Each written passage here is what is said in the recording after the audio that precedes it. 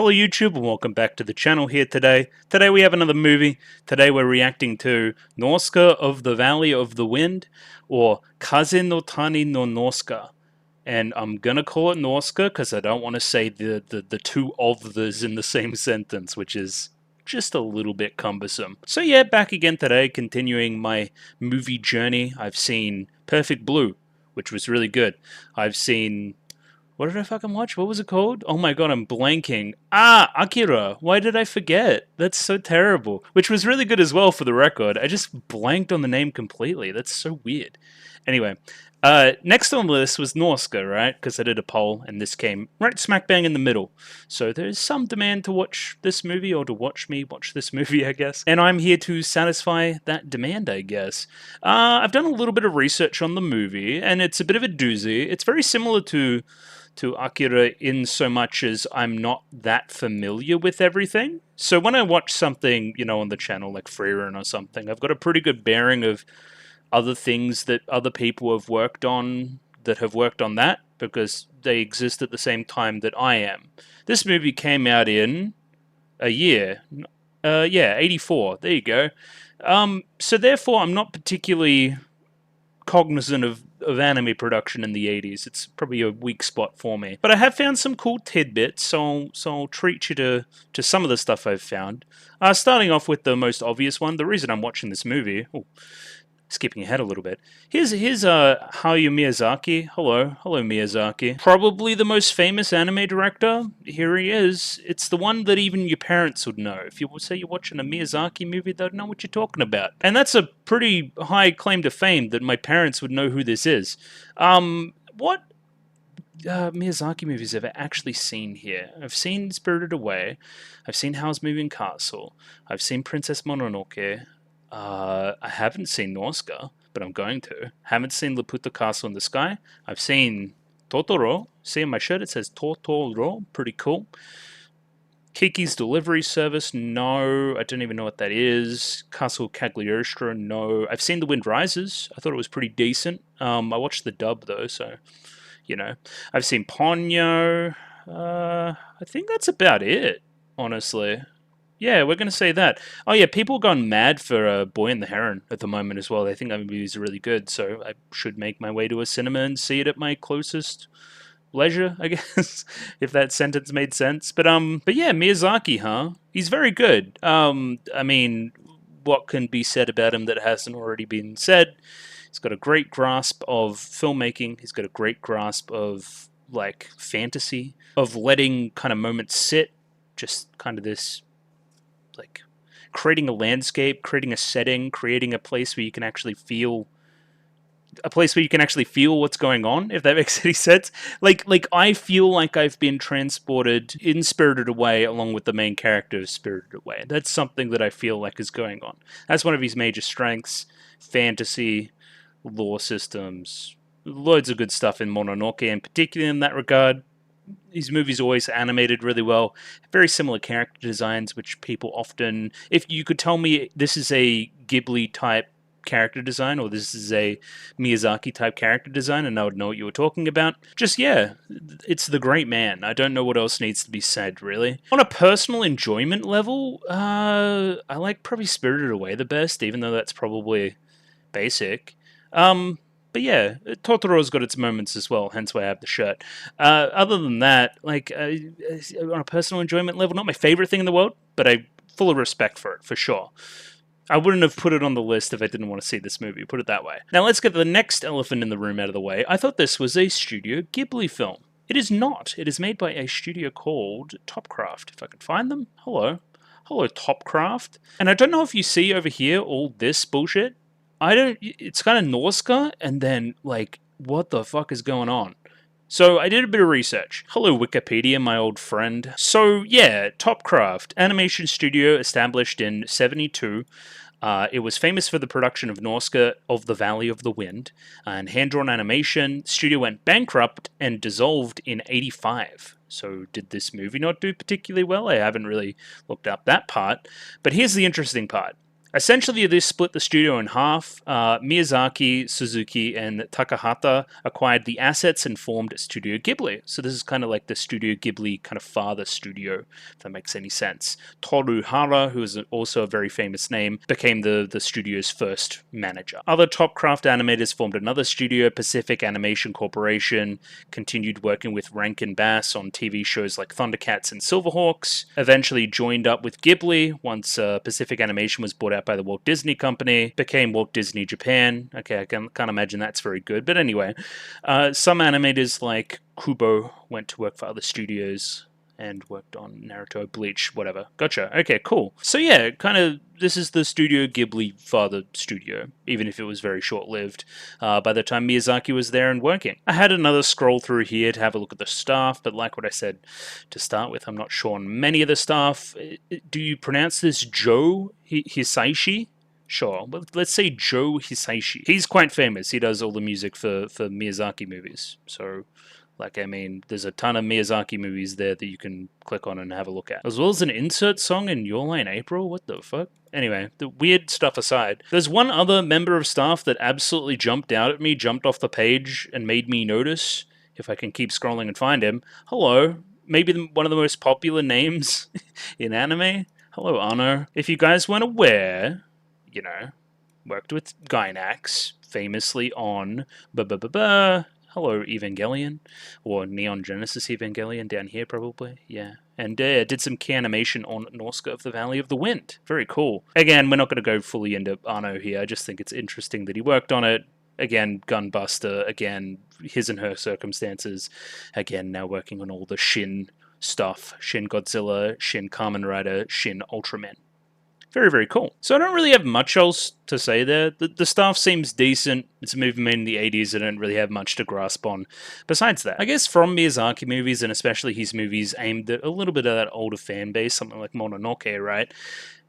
He doesn't always explain everything. It's a bit dreamlike. It's a bit like feel, don't think. A little bit. So I'm willing and prepared to go into this and be confused sometimes, and that's fine. That's part of the experience. I've got up the poster here. Not really much you can grasp from this. I'm going to say, again, like fantasy setting, because sword and armor and stuff. But what is this? This looks like a fucking monster in the background. Is it like a bug? Because it's got a lot of eyes? That would be my indicator. I'm going to imagine Nausicaä is a proper noun. Nausicaä of the Valley of the Wind implies that it's a name, because you wouldn't say... I don't know, Sydney of the Valley of the Wind. That would imply that Sydney is a name and not a city. The other interesting part, I guess, is the this. I forget what you call it. It's like a German thing, I think, maybe. Is that an indicator of place, time, setting, anything else in between? I'm unsure. Other than that, I'm pretty excited. Let me tell you my story about downloading this as well. So I went to download a version, and the version was like 33 gig, and I'm like, I'm not downloading 33 gig on one movie. Are you an insane person? And then I started looking up. It's like, okay, so why is it 33 gig? And I was looking it up, and it's like, apparently there's changes between like the 2014 Blu-ray and the 2010 version, and then whatever was available before then, and what's available in Japan, and what's available through the Disney stuff, and it's a fucking mess. Apparently, it all centers around a blue filter over the movie, and I'm like, I don't care. If the movie's blue, it's blue. So then I just clicked on one that was comparatively, I think it was like 3 gig. I don't know if I can find a name for you of what this thing is. No, it just says Nausicaä 1080p. It's like gonna be a Blu-ray.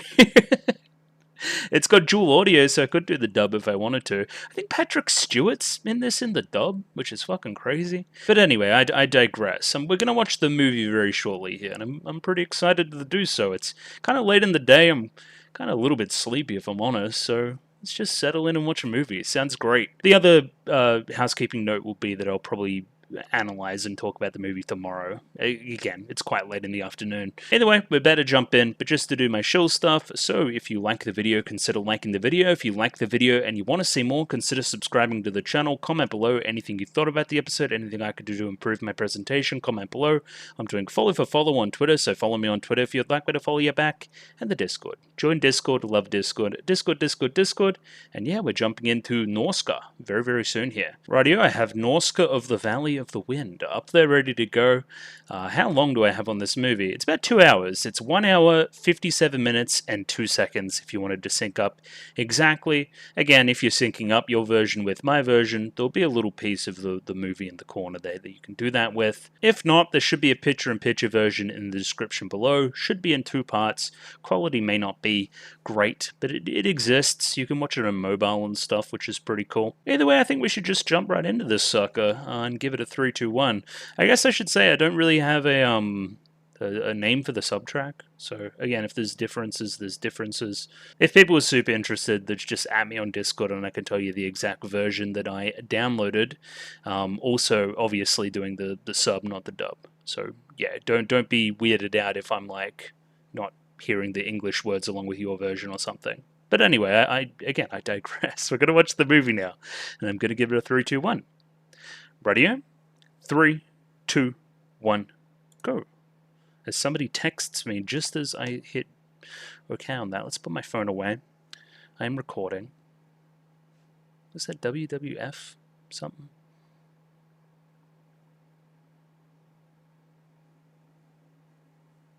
Yeah, cool.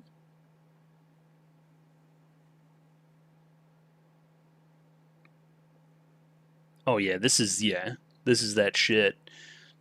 This is crunchy as, I love it.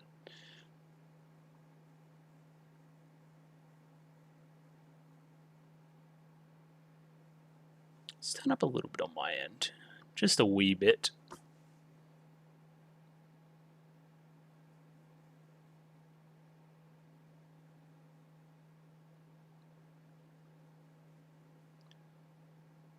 Bugs?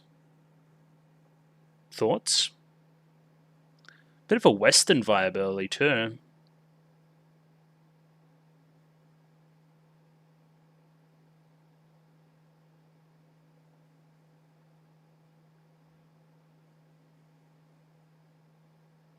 Okay, long dead.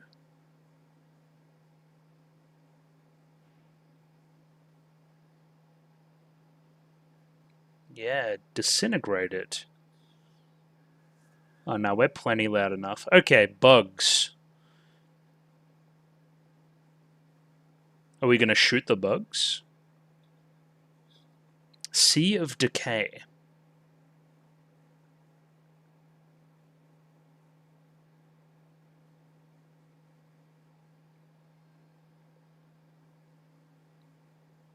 Okay. Post-apocalypse. Sea of Decay. Okay, post-apocalypse.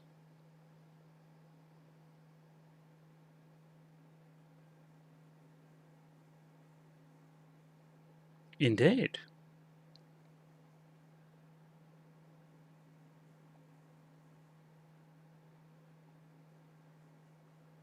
Getting those Legend of Zelda vibes. A little bit. Ooh.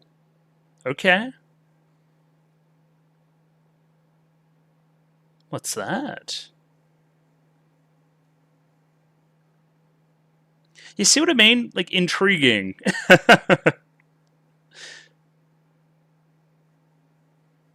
Like, there was text on the screen that told me it was a post-apocalypse, but other than that, I'm just kind of left. Those look like the things we saw before. That looks like the thing on the poster, maybe? Maybe? I wonder if I have enough space on my computer for this movie to be recorded. I hope. I should. And somebody flying through the sky there was the last visual we saw.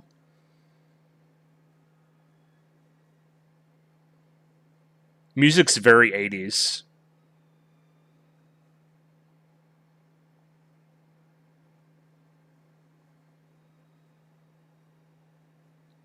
That's some asshole I see.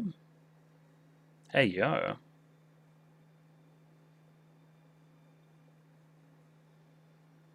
I know the connection's very obvious as well. Hollow Knight? True. Just 'cause bugs.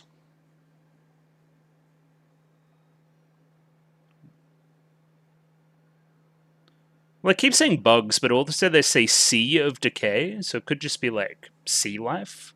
Because there's some crossover there, right? Also, new character. That's the one on the poster, I think. If it's the she.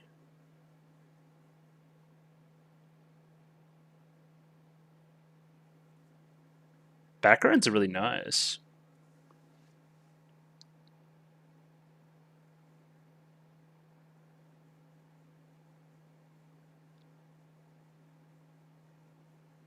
Yeah, I'm checking out if that's me. Yeah, you look like person on poster. You a scientist?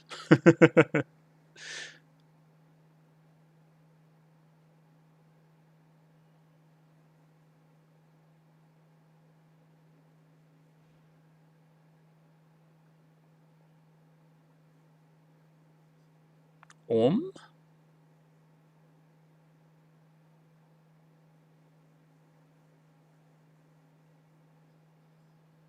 The tracks? So you're tracking down something. An orm.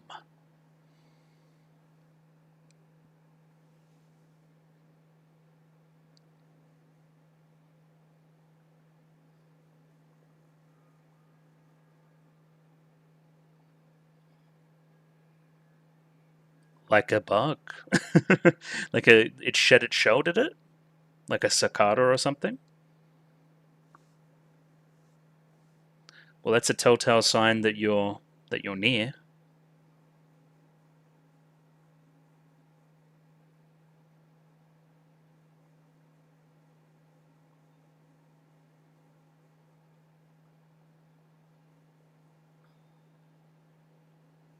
Why are you trying to get inside?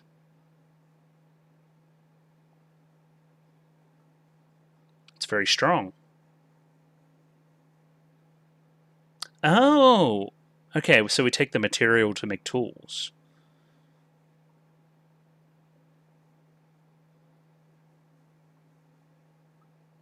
I doubt it.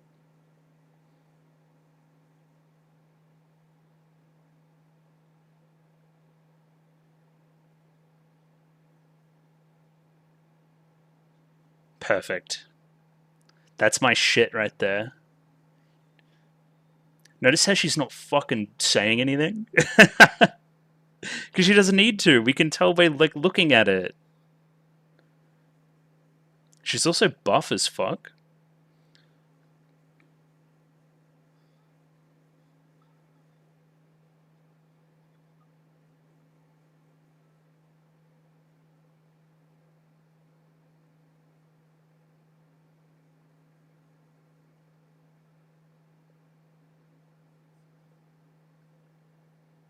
Yeah. From that type of flower. The Thneed.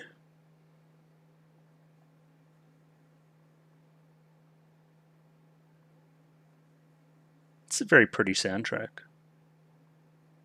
It is. Gotcha.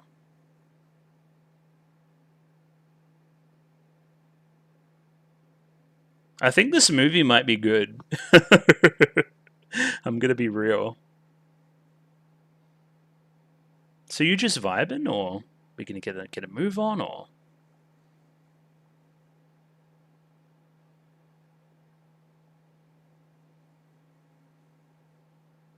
some kind of predator?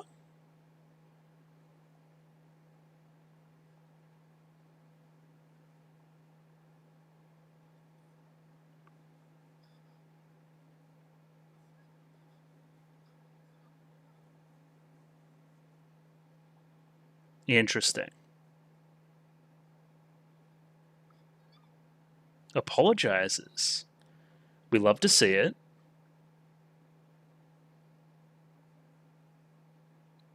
Is that a helmet? Because there was some big dudes in the opening.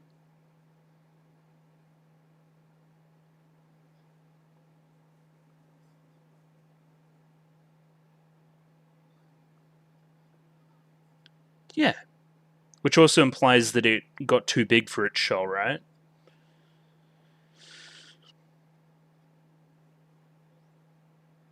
Is that a flare?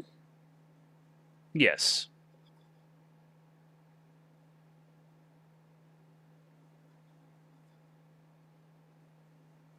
That can't be comfortable. She can fucking book it, too. Wait, did she throw away the shell? I guess it's more important that we're helping a person that could be in a battle or whatever than the shell. She knows what the shell is. She can go back and get it. Yeah, that's just butt. That's a new one.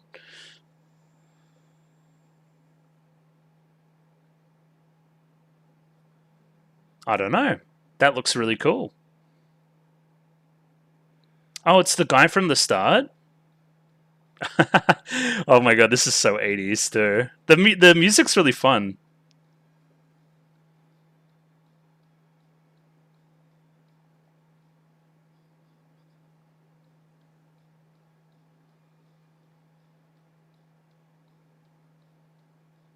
Oh, they're kind of running on the beat too.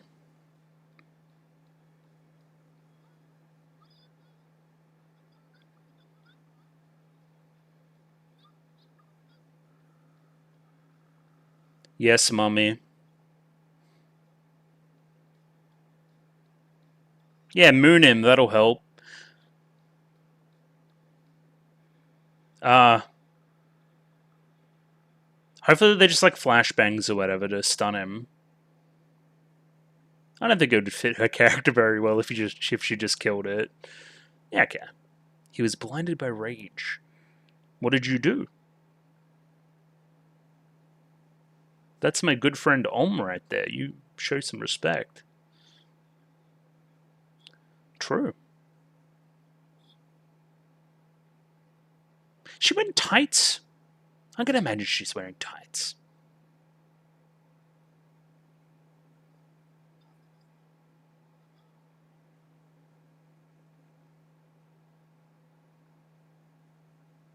Alright.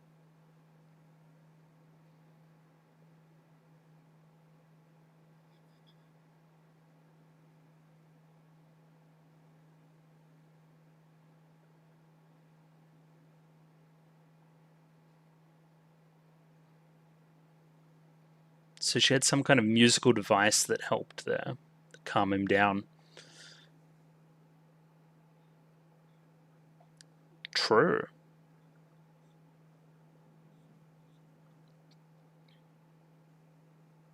She also flies around like crazy. Alright. Thanks. I love his costume too.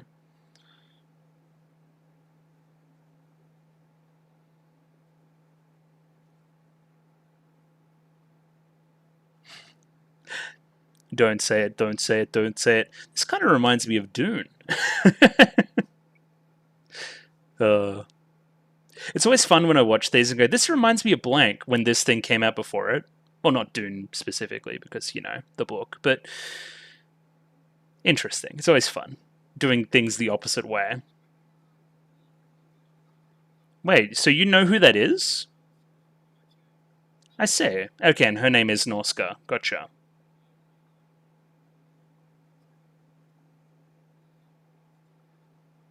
Well, Dad doesn't know what he's talking about. Some kind of little rat? Oh my god, it's Pikachu.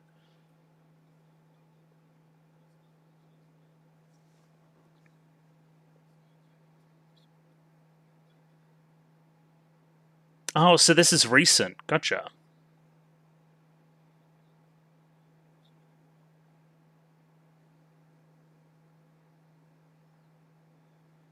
Yeah, she's got the touch. She's one with nature. Or not.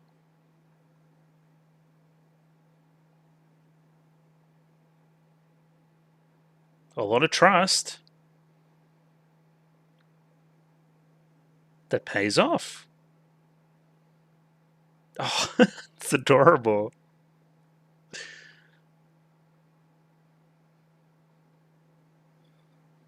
I love that scene. Do you want a little like magical girlfriend?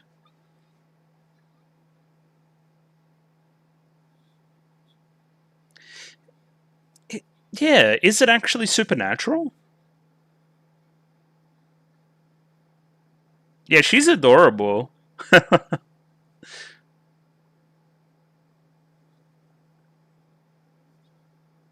What about him? Please tell me. Jill?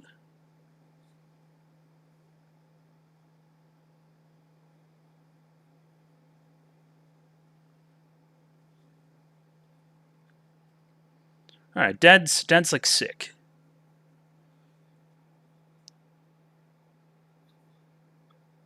Sensei. Pause.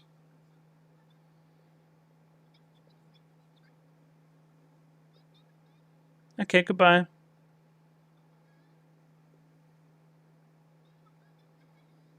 Yeah, she must have gone back and got it or something.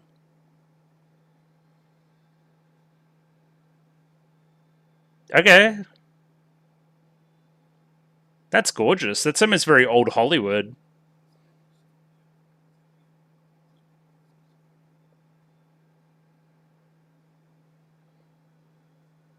Well, it is the Valley of the Wind.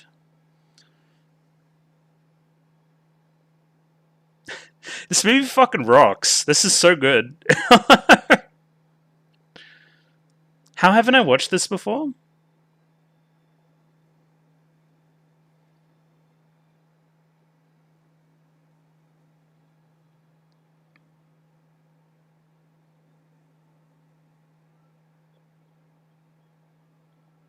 This motherfucker got some chocobos.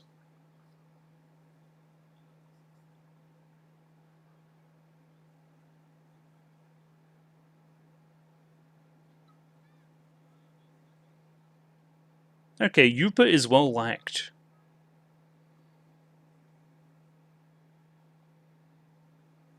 We in Holland?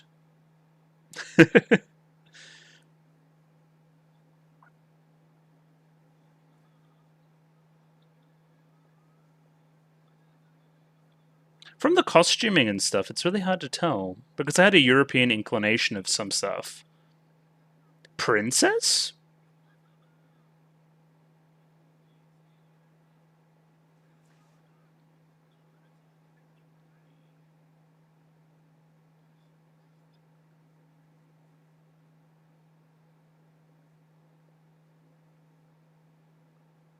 Cool. Valley of the Wind, of course. Windmills.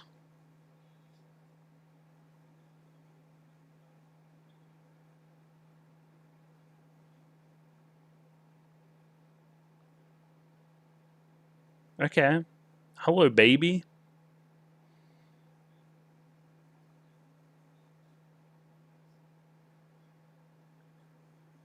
Yeah, it's a lot. Doing this too? Is there some religious element to it, maybe?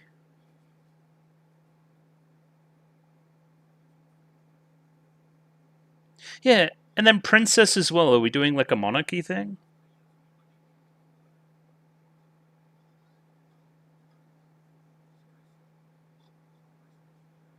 Castle?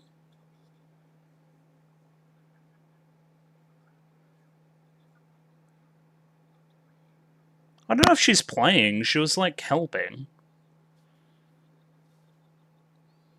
And that's just the truth. That wasn't a joke. I guess it was ironic. Also, I feel like I bump my microphone like once a video now. I'm really bad about it. It's because I'm doing this a lot because I'm deep in thought. Alright. Is that the castle? I'm gonna imagine that's the castle. But this is also a predator shot? Interesting.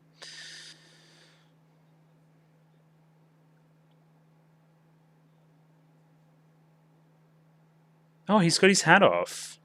And this must be the Jihil guy.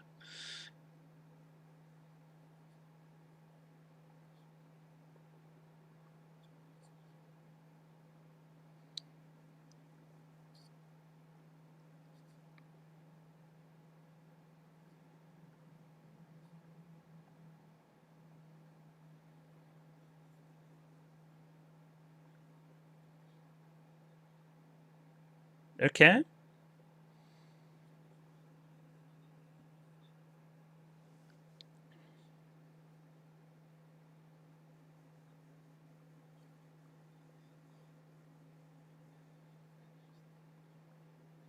Okay. Witch lady?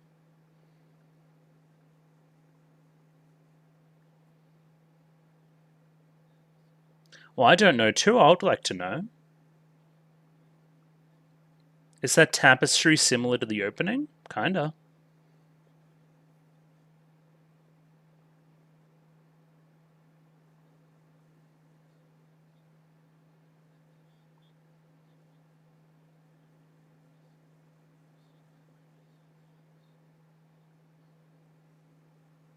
Huh?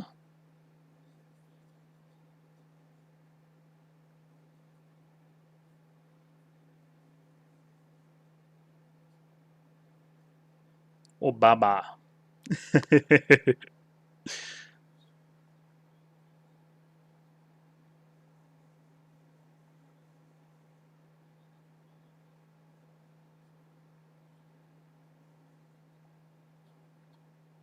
I'd like to know more about this Sea of Decay, please.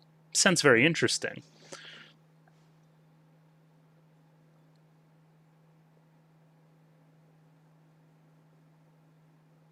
Especially one in touch with nature like Nausicaä, right? I don't know, how are you going to help?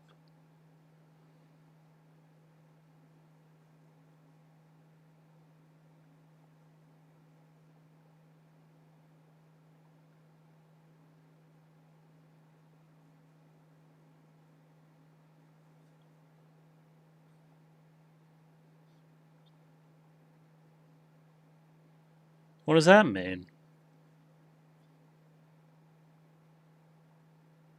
Oh, she's up and going very quickly. I would need like 2 coffees.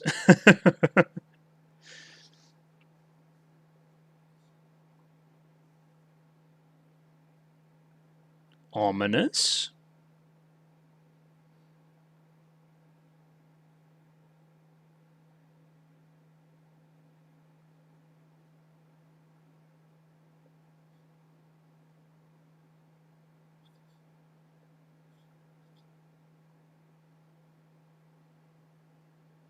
Some kind of blinding light in the distance. A skyship?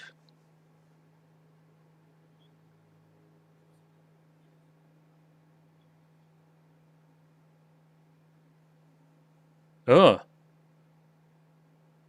It's almost like the eyes on the bug. Is it gonna fucking crash? Okay, good. It's bad to say, that crashing into 2 towers is not...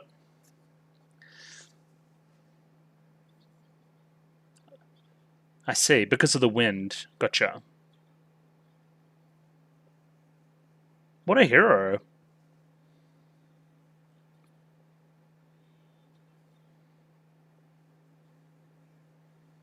Alright.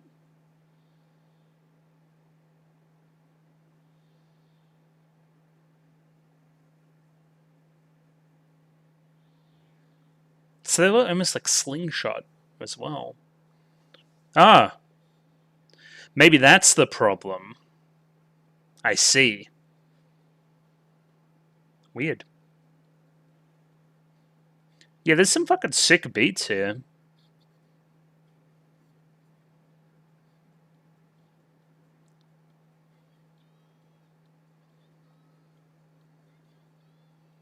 I don't think they can hear you. This looks like it's going to go pretty poorly. Whoa! I see. I think they're dead, guys. I was gonna say, in contrast to Nausicaä, who didn't kill, who, you know, redirected and saved and stuff. Like they killed and then were retaliated against. Very environmental message so far. Alright. Any survivors? Maybe the guy we saw through the window?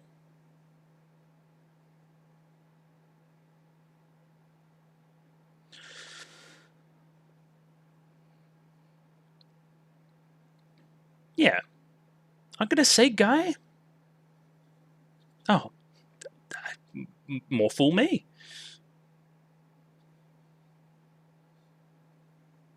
Yeah, girl. Like a princess. But she's locked up? What the fuck's going on? This shit's crazy.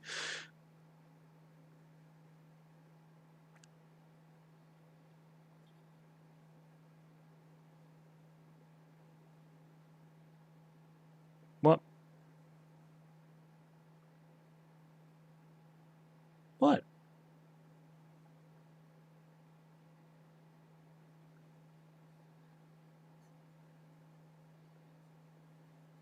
Hello, Lastel?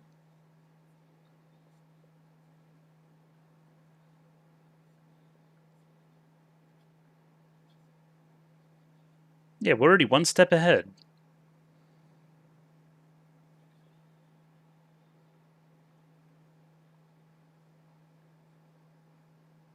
This is Jihil?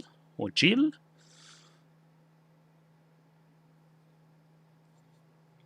Pejte. Or Pejit?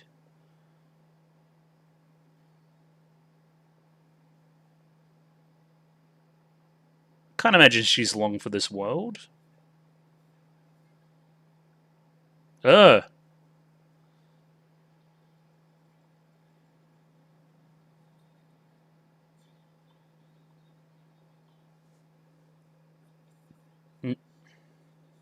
We need Michael Jackson to come in and lower his gun. There you go.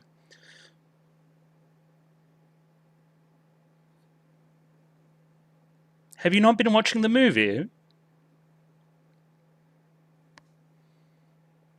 What is this, like a humane death type thing?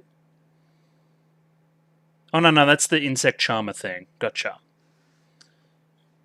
Thought she was like swinging like a fucking mace to kill it.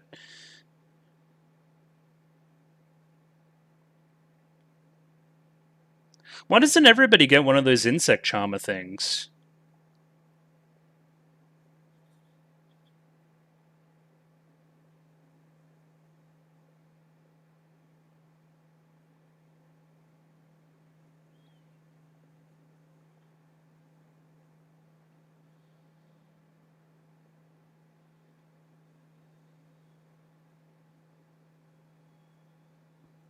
That almost sound like Smash Brothers. Norsca's in Smash. Oh my god. But what about Listel or whatever? I'm guessing you opened to the chest and then you saw like an indicator that she wasn't long for this world.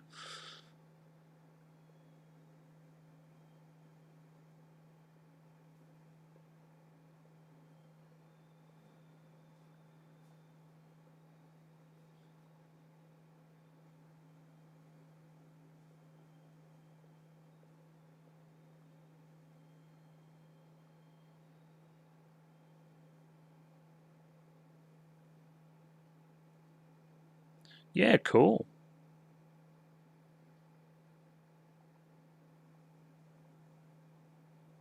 Oh. Hello, Om?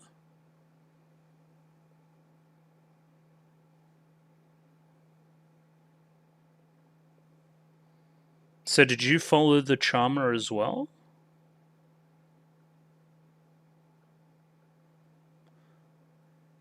Was there something else going on? I am unsure. Okay. Goodbye, my friend.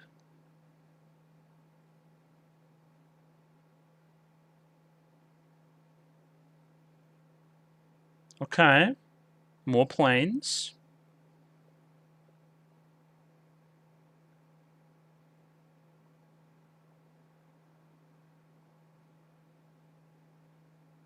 So again, we're inferring things, right? But one of these planes had whoever that lady was in chains and also killed some insects. I'm going to imagine they're not very good people. But time will tell.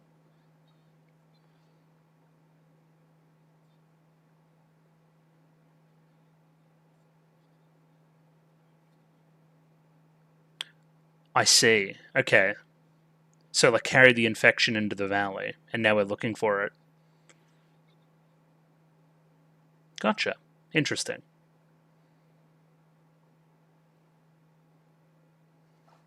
Yeah, it's so 80s.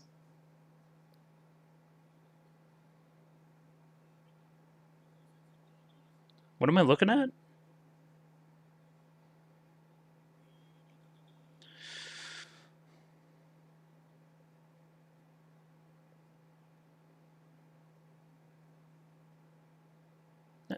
No, that's Mito.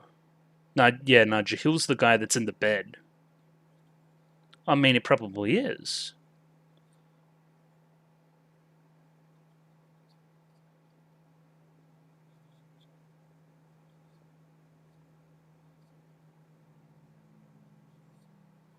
From the old world. Oh, like the opening.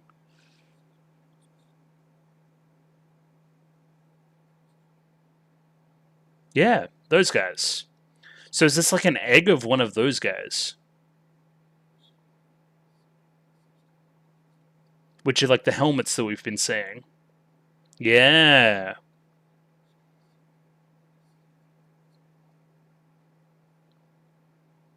And then she told us to burn the cargo.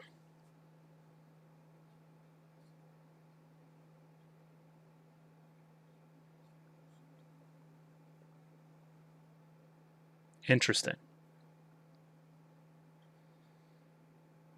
Did you sense something?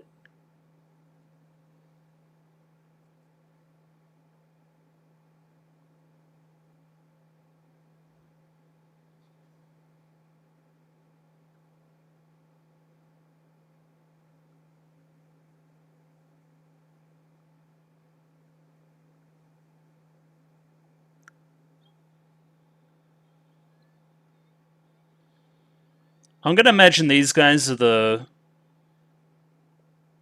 that name we just heard that I've forgotten started with a T. There you go. Tolmekia.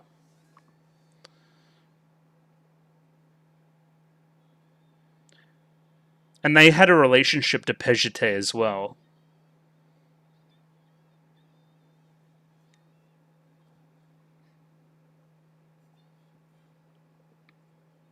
Okay, they're invading probably because of the fucking egg thing, right? And they've got fucking tanks. Yo, Girls on Panzer reference.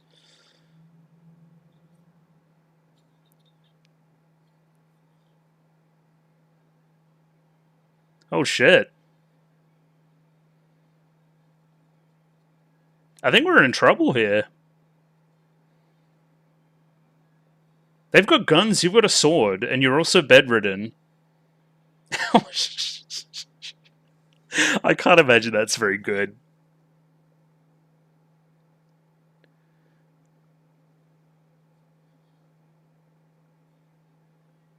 Gotcha.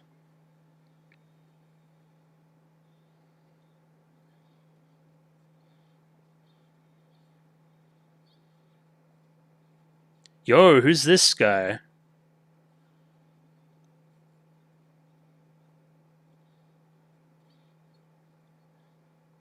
Why are the fights sick too? I mean, that dude's in armor.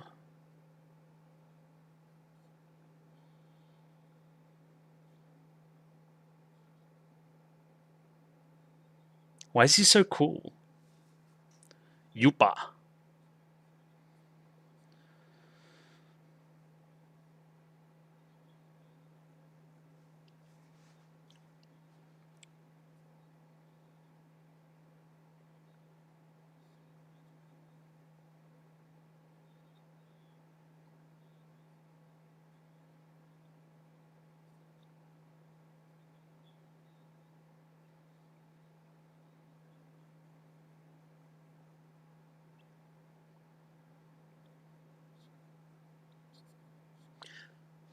Yeah, she kind of had a pacifist thing going on, and now she doesn't.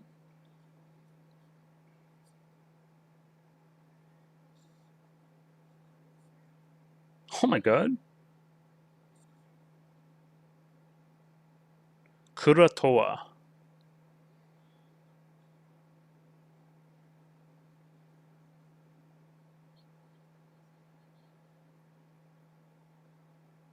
Is that Mummy? Well, it didn't seem like you wanted to talk. Maybe now that you see that the best swordsman here is here or something.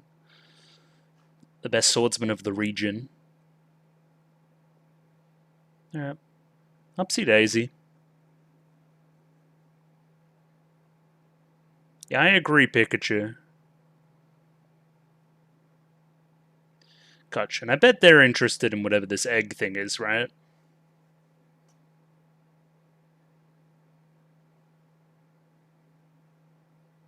Yeah, shit hit the fan pretty quickly.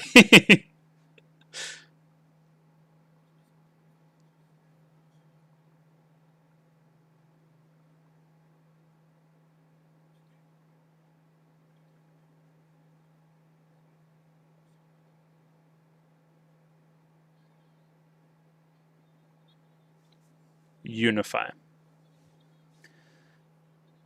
Peace.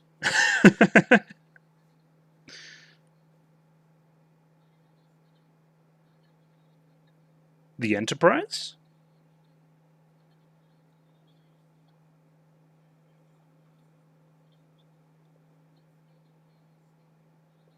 Well, yeah, burn away.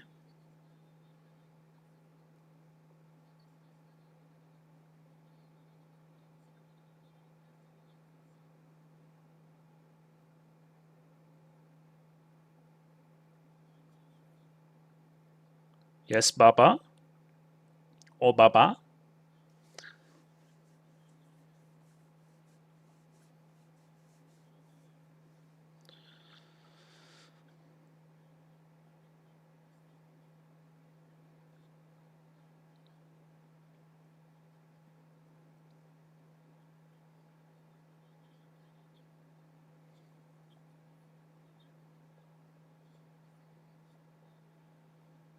We don't want that. That sounds bad too.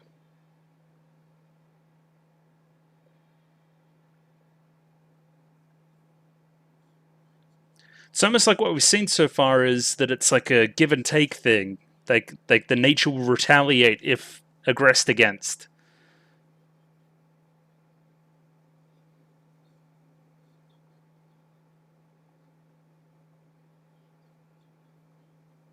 So burning it is bad. Burning leads to more burning and more decay.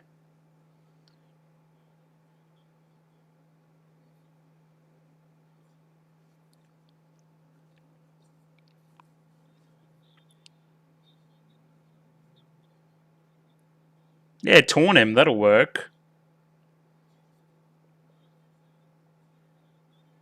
I'll kill you. Oh my god, shut them up.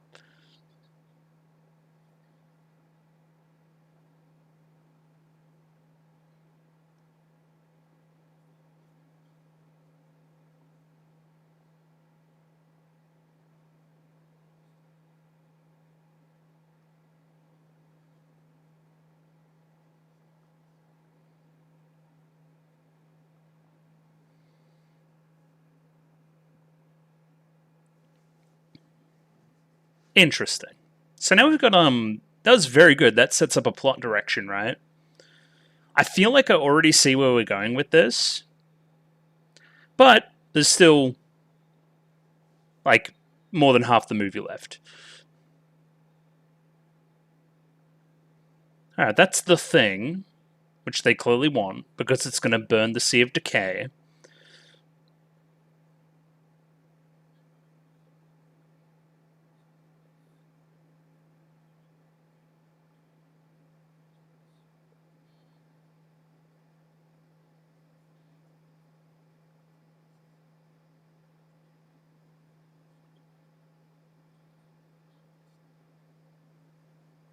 Oh yeah, that's Mommy.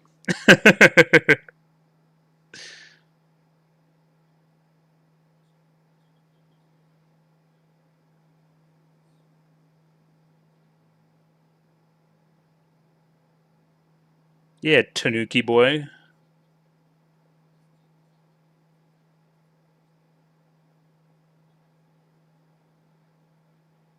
Oh, it's the same ship that was in the thing.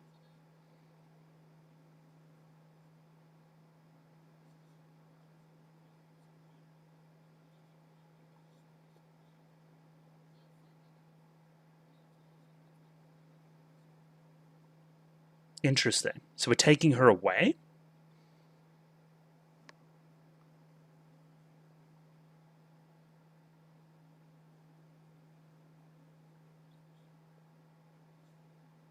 And this is that Mito guy.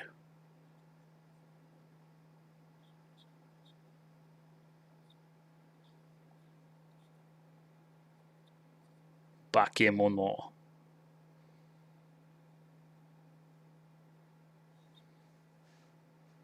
Yeah. She's not here. She didn't even put like three pillows under her bed or something, so we thought she was sleeping. And that's Teto. Oh, illusory wall.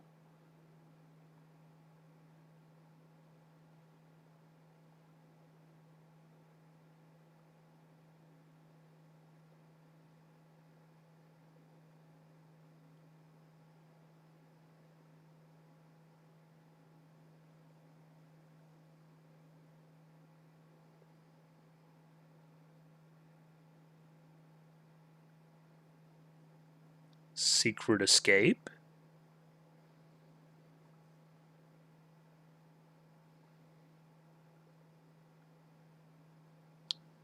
Secret hideaway. Oh, this is very pretty. Yeah, shit kind of went bad pretty quickly. I think you're more bummed out about that blood than you let on as well. Oh, interesting. Great point, too.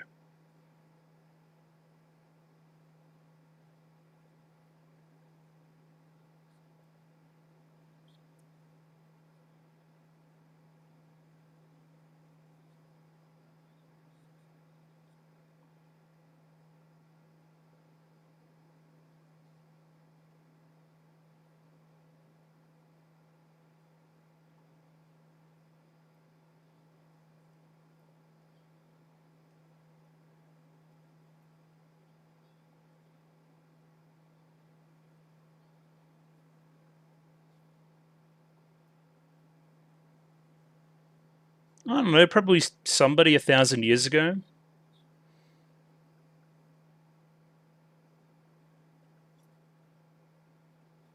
But now it's not really worth it anymore.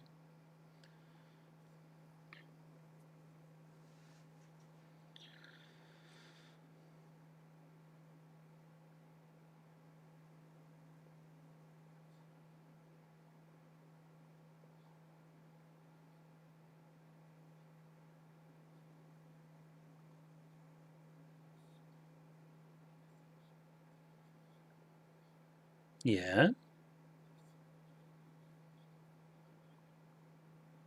This movie's so cool.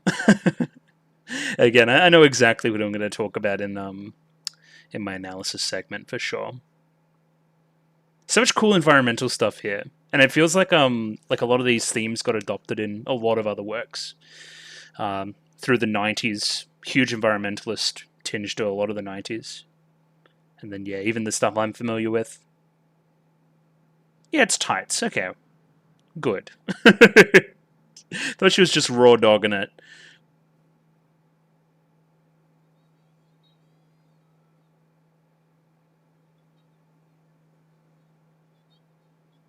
Thanks, kids.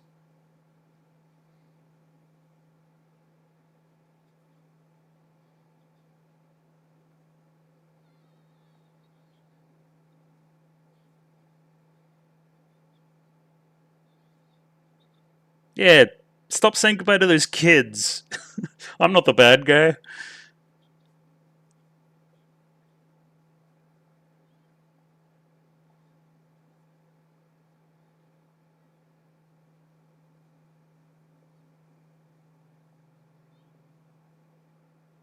Thanks, Nausicaä.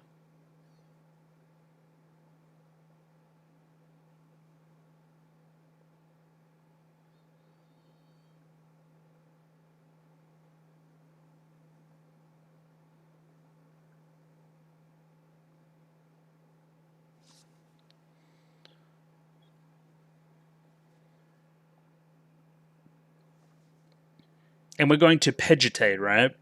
Which I believe would have been already occupied or something like that.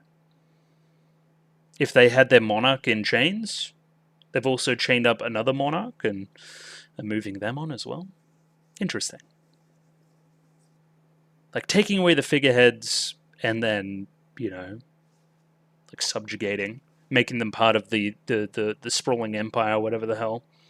This guy's in a fucking TIE fighter or something. Who the hell are you? Is that Goku?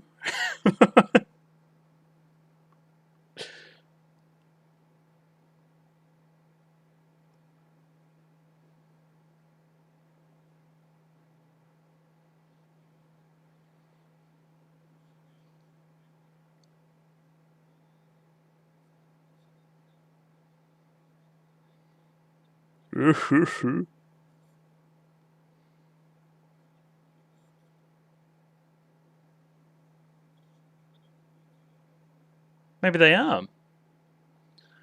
Something flying through the sky, perhaps.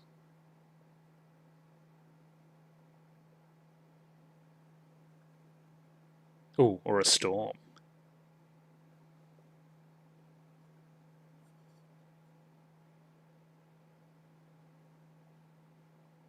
Okay.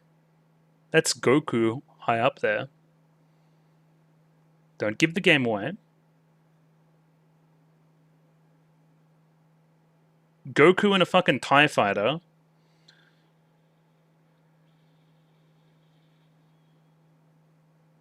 Was there a need?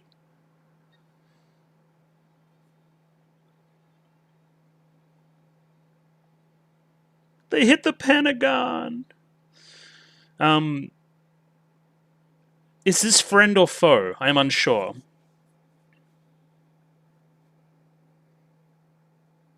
The enemy of my enemy is a friend? Oh, they're from Vegetate. I guess you probably could have inferred that.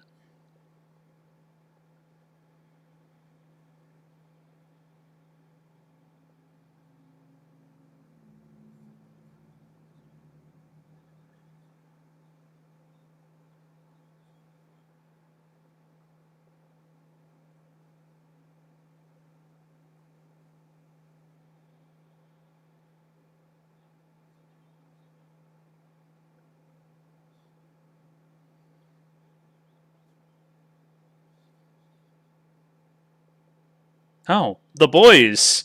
No, you gotta save the boys. No way. Oh, okay.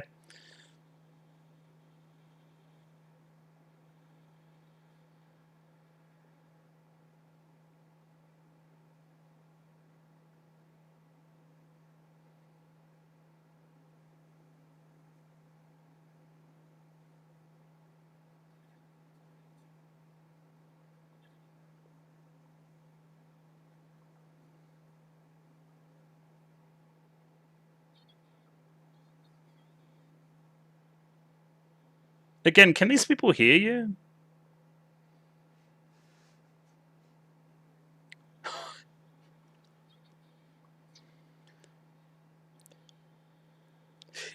You saw her and you chose to murder.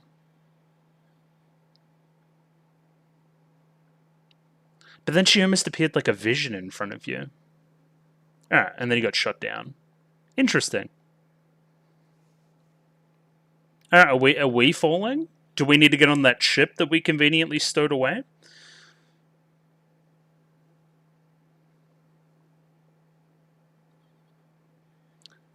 Yeah, it looks pretty fucking hot.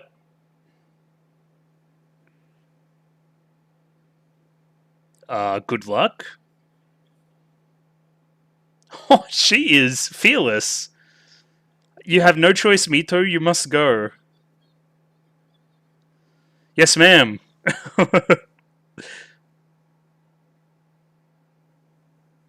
I forget your name.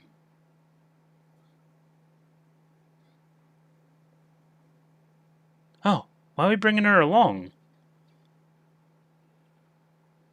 Okay, sure. I guess it fits her character. She doesn't want anyone to die.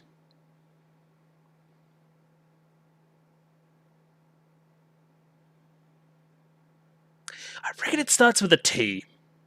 Something with 4 syllables in it. Starts with a T. Alright. Oh, the barge where my 5 bros were. Or 3. You know what I mean.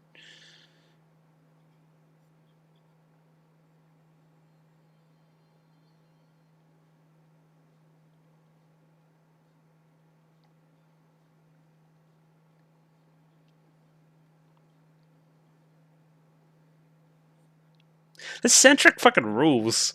It's so different from what I would have expected.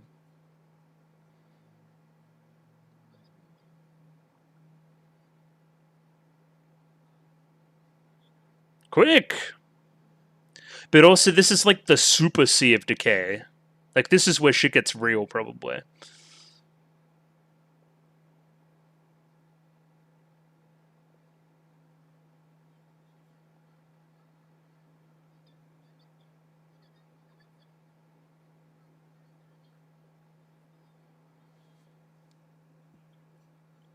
I wouldn't want to either.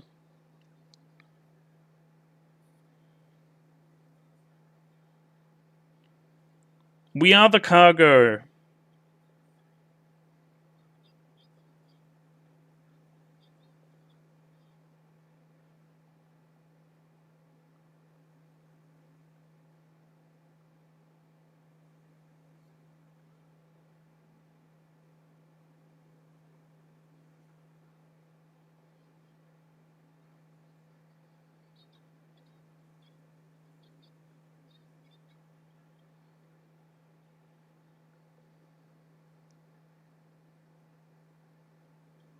Okay.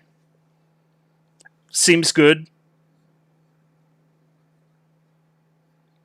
I agree. Whenever I see her smile, everything's gonna be okay.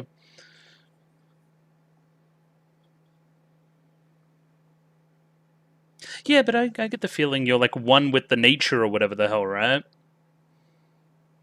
Oh yeah, it looks bad down there. Okay.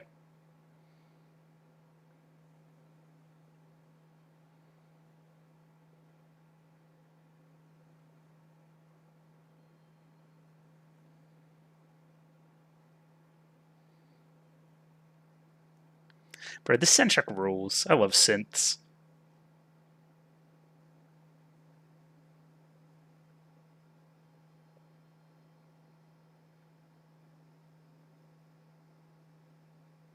What's that? With that organ sound too. It's otherworldly. It's very, very alien, right? It's just so cool.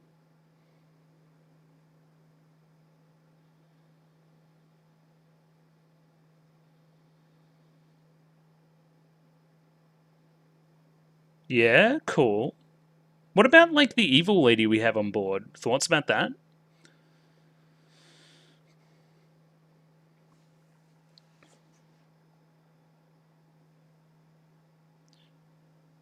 All right, now we're in the sea. We're in the shit.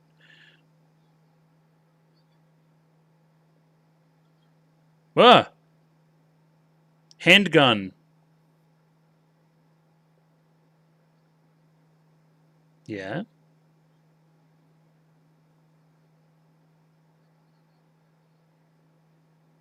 not really.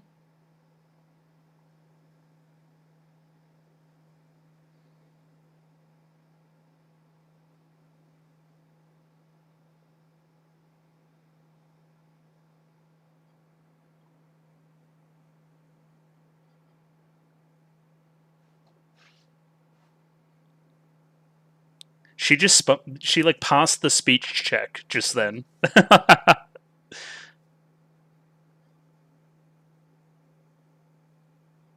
Yamna? Yamnaga?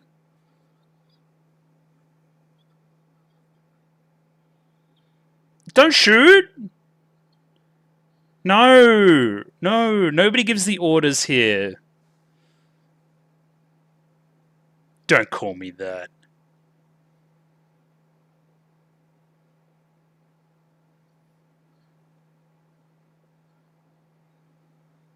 Again, you shot the gun.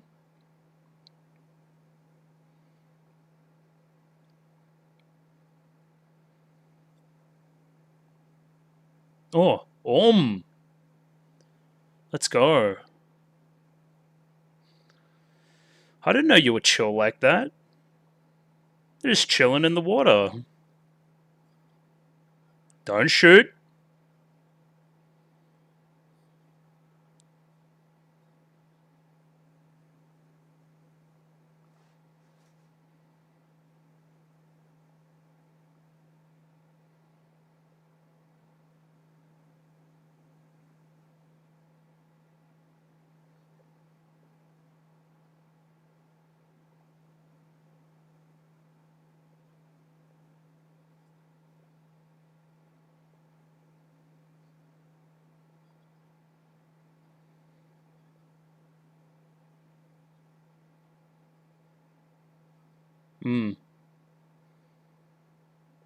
Spaghetti?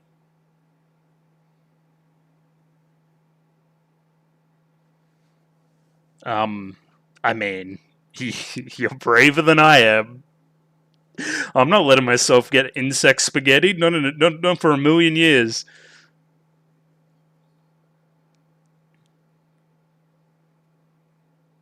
Transformation sequence?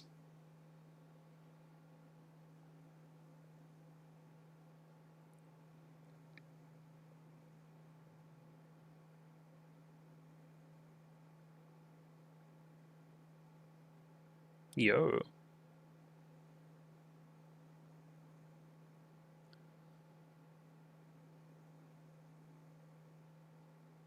Yeah?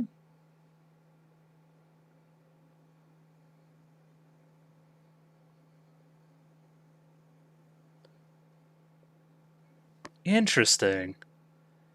I didn't expect this to be the kind of movie that would do this kind of thing.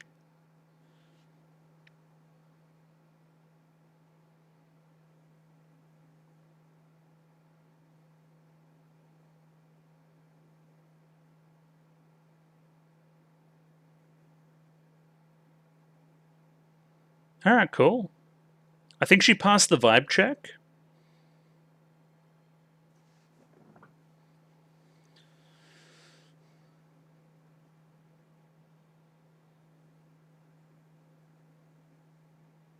Who is he?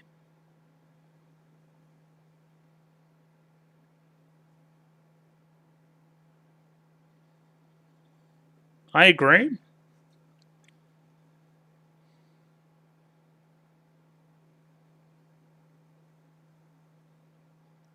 This is that, like, everything is connected type bait.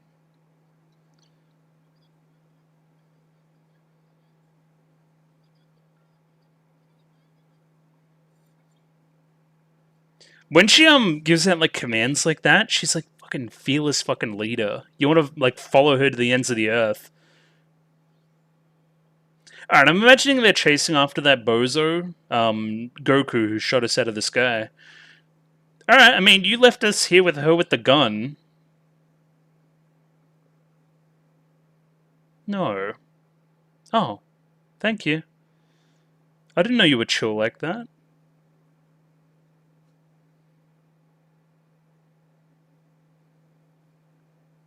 Yeah, she's gonna off to go propel the plot. Yeah, this guy's a moron.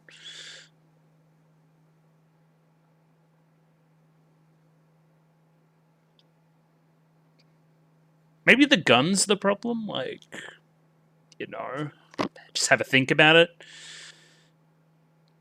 You know?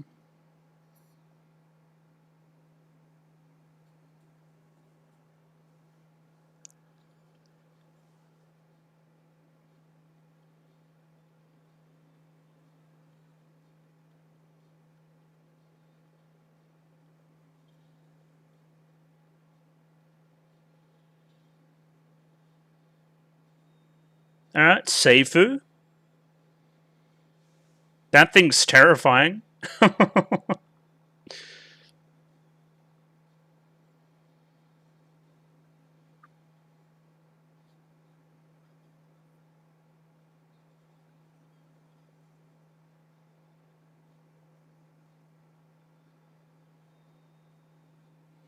Dodge.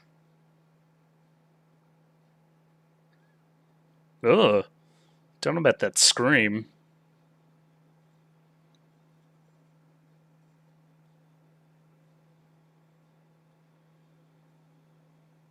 Okay, bad. Seems bad.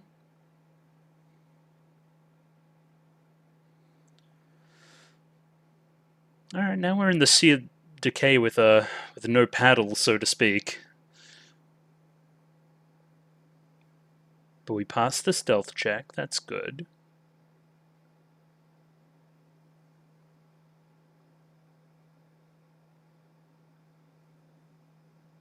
Alright.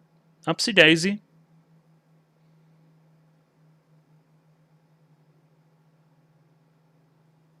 Well, let's get that mask back onto her. Oh, there's quicksand?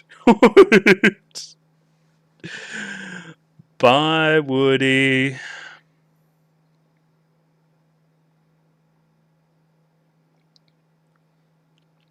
Okay, but nature really likes her, so... for good reason. I mean, I really like her too.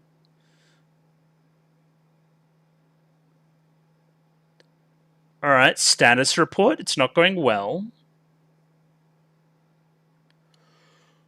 I'm gonna say it's been an hour. It's been 2 hours.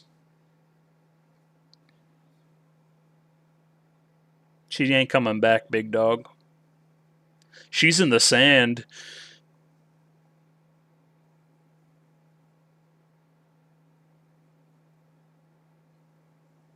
Interesting.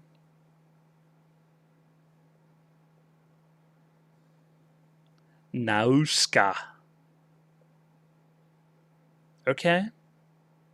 Whoever you are.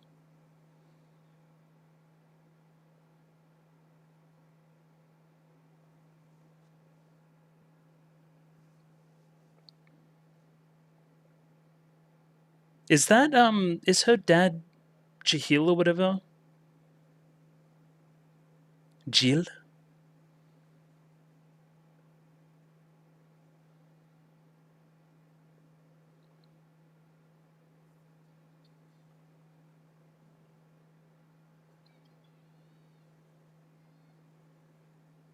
What am I looking at right now?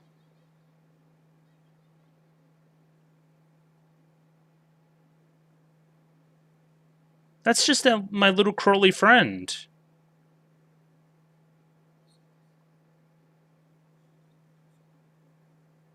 No, he's just a little friend.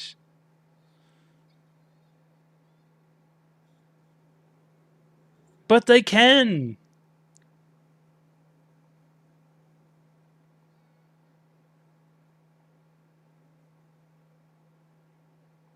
Yeah, you guys are cringe.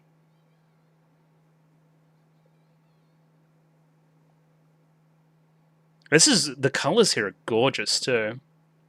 So this is obviously what when she got spaghetti, this is what was being referenced as well. Same soundtrack, similar color palette. Alright, hello Pikachu. Also, where am I? I fell into quicksand. Yo, I've got mad deja vu. I reckon I've seen this scene somewhere. But I forgot about it until like right this second. Weird.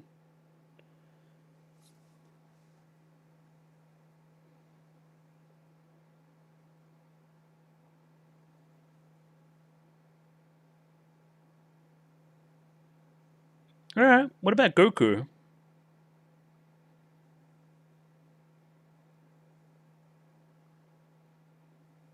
This is like kind of that pure water, pure soil that we were talking about before as well, maybe.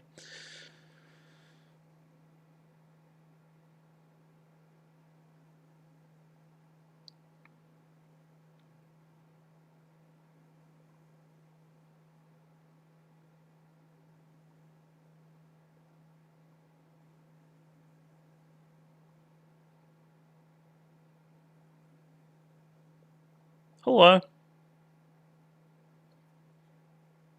Oh, you sound a bit different.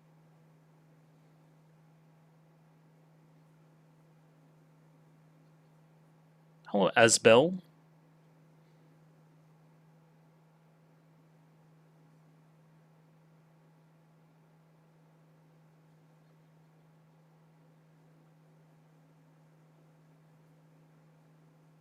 Yeah, it's pretty chill under here.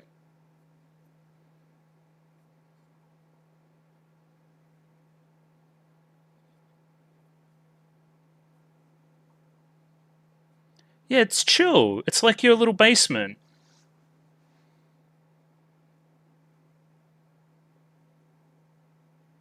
What?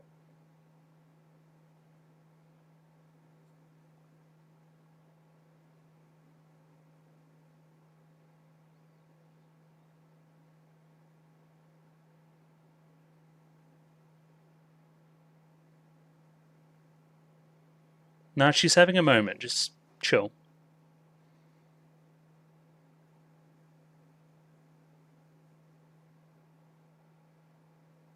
Even almost her color palette matches the background's color palette. It's like she's one with it.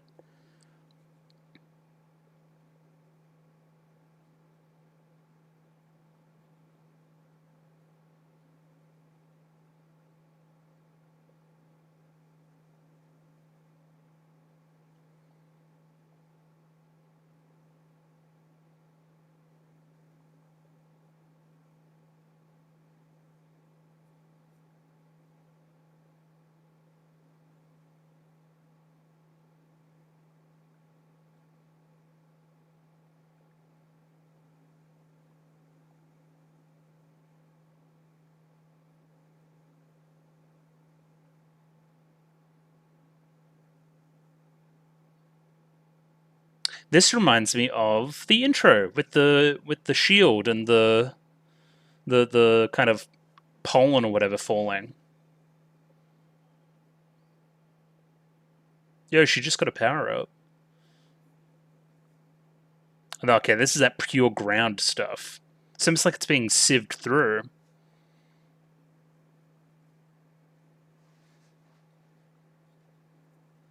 Oh.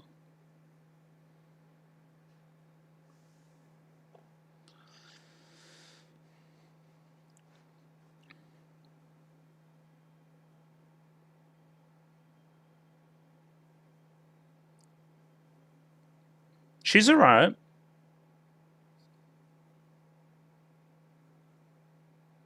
Is she tearing up? Yeah.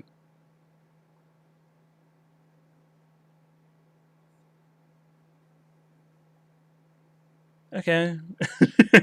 I mean, I get it, but it's kind of funny still.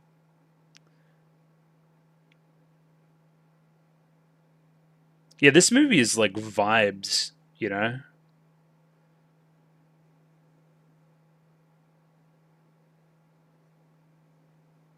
Oh, I see.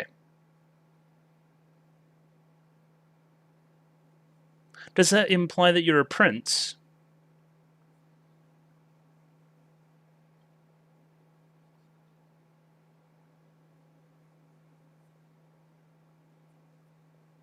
Yeah, the big egg or whatever.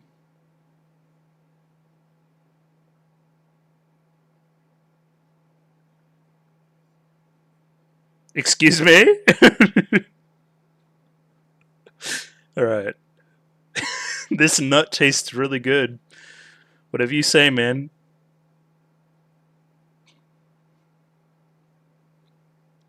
You should come vibe with me at the Valley of the Wind. I didn't know you were chill like that. You did kind of like murder a bunch of people. Revenge. I get it.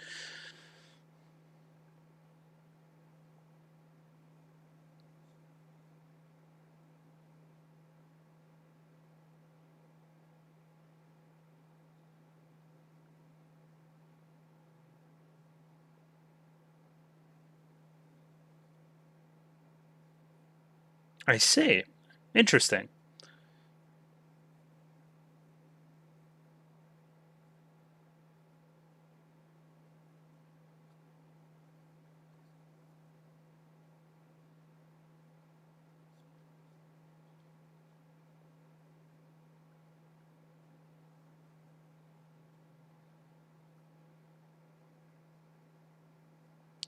Yeah.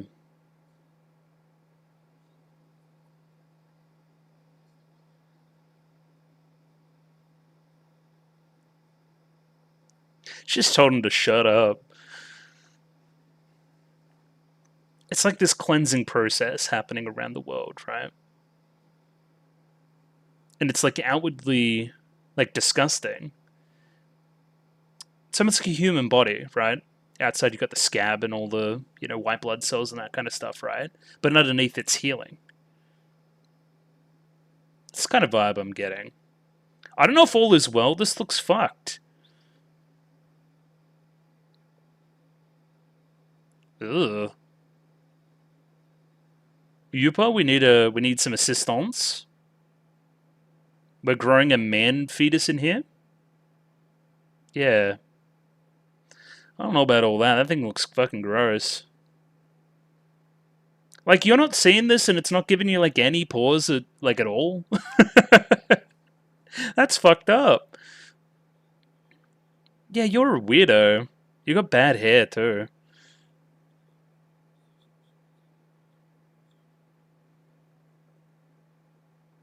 Ugh.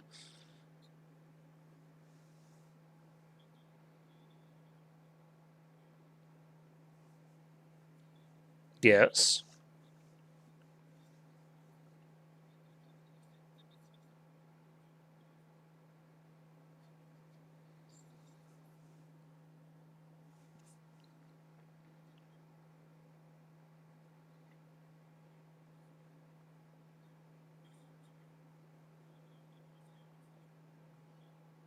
All right. So they're gonna leave and look for her,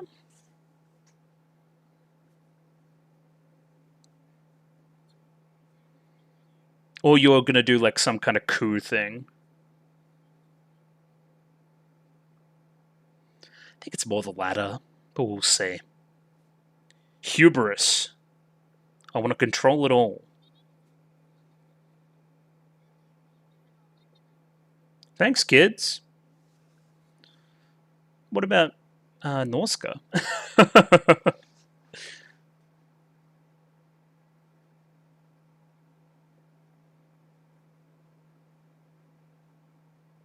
The bells there are cool too in the back of the mix.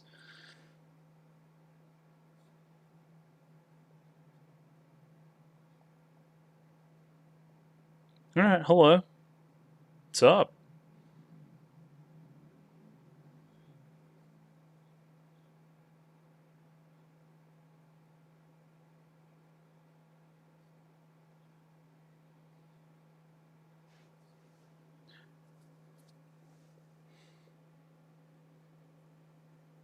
All right, so it's kind of inevitable. Gotcha.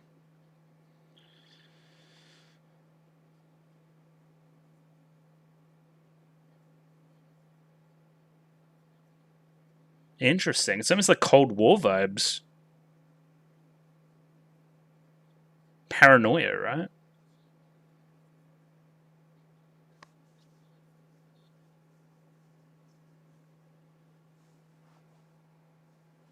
Oh, huh?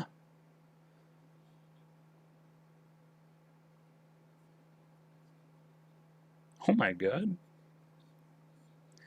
Yes, ma'am.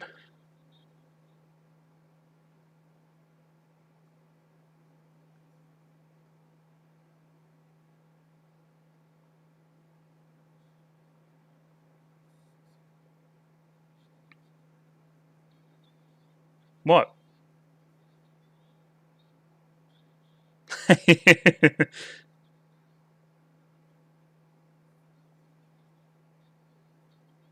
That seems pretty bad.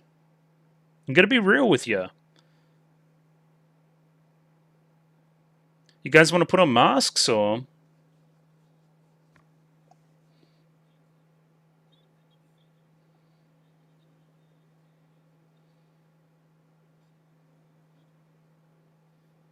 Then we mustn't let them have them. Oh, okay.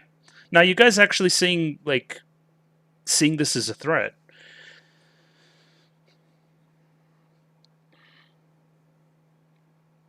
Yare yare.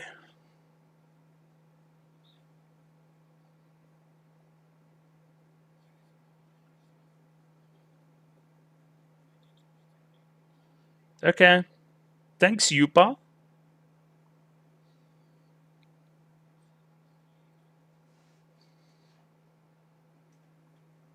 Okay. Did we solve it?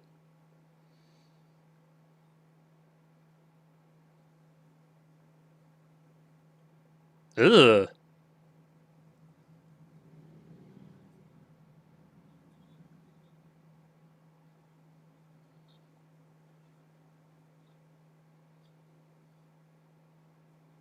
Alright, it's spread pretty bad. Gotcha.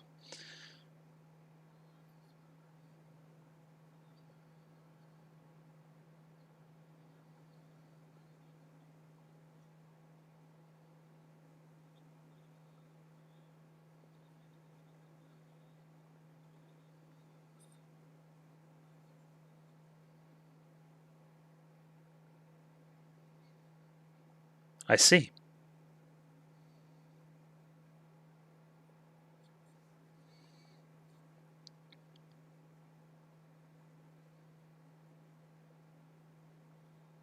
Oh! Yo, she's cool too. Who else had that? Like a knife in like the heel of their shoe.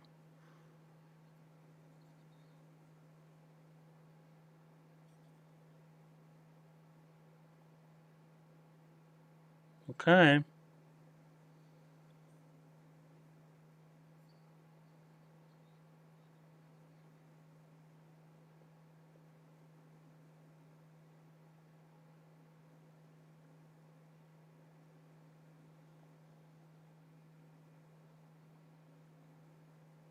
Okay. Is this Pegite?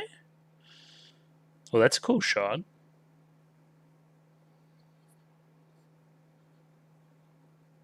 I think it may be all the insects, my brother.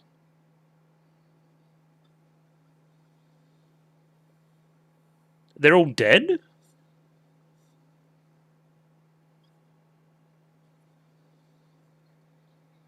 Nah, they just got told to retreat, I believe. Alright, the air's full of fucking spores and shit. This looks very similar to the start. So maybe that's where Yupa was. Like near to here, maybe.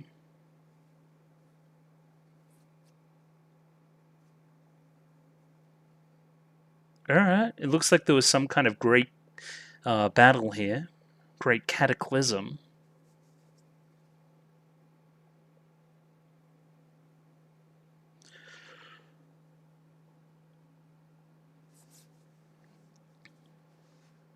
The anticipation building in the music's great here too.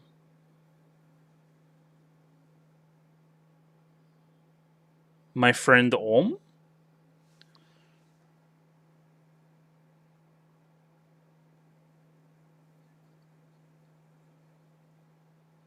I think we're on different pages here about what the tragedy is.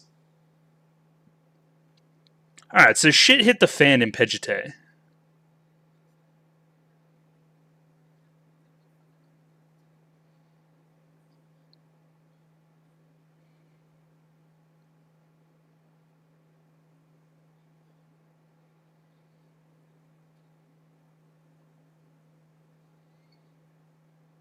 Do they like not have like landing gear or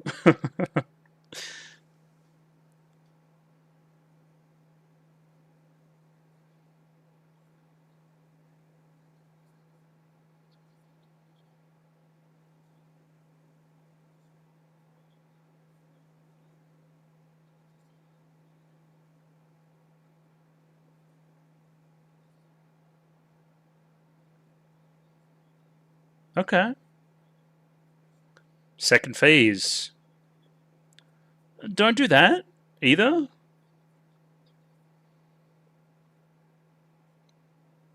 Interesting. Because these guys are almost like Aspel from 30 minutes ago.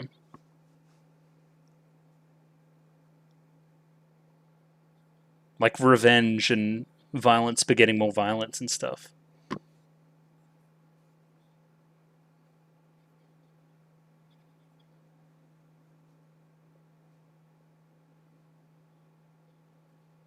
Not my homeland. as well as, agitating the insects.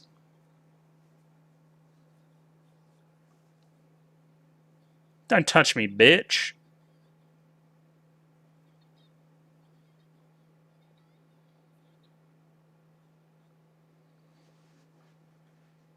Alright. Everything's fucking right at, like this infraction point at the valley.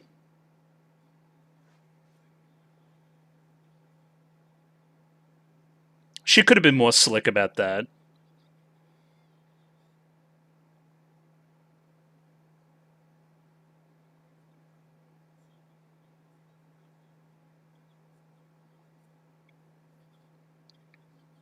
Exactly. And we want to use it for your pure purpose.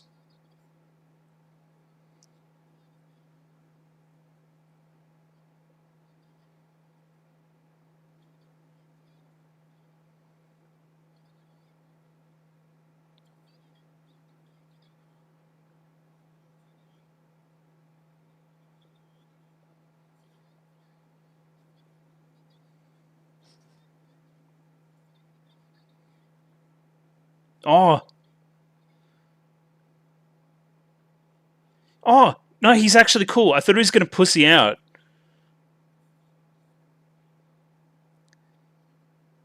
What a cool guy. Okay, plus rope. Or not. No peripheral vision, Andy.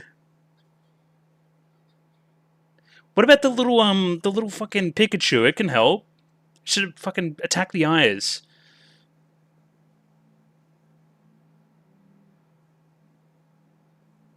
Okay, she's kind of based.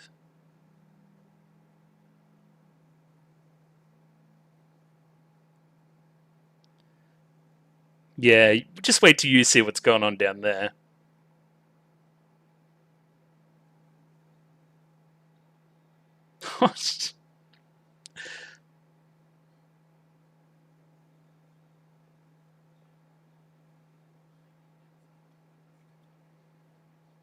So the bugs are coming here too, right? That's what we that's what we learnt.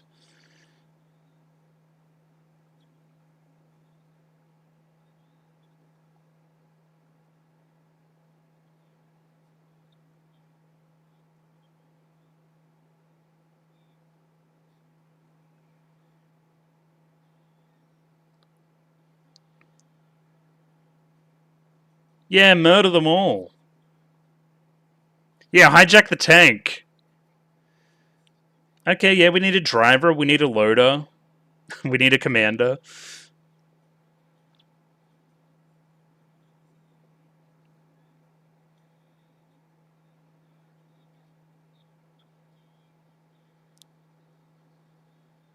That's really well animated.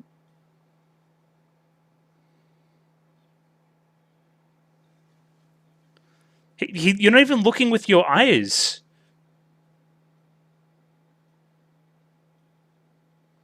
It's like carnival music.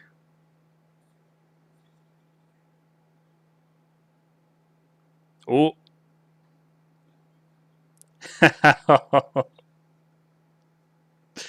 Time to be a subordinate again. Dommy Mummy is back.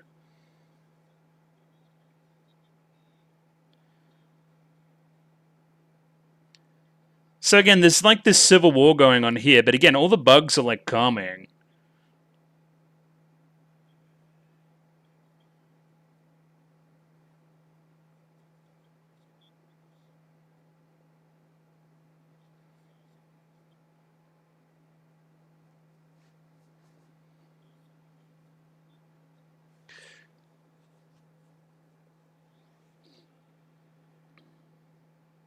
Just with the like white flag pops up. Anyway, you guys should watch Girls on Ponds. It's quite good.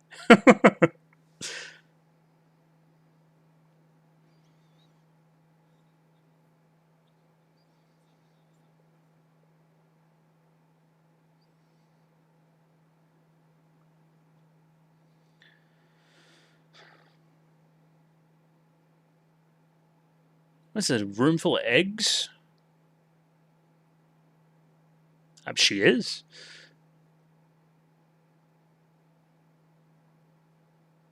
What's up? What? Who are you guys?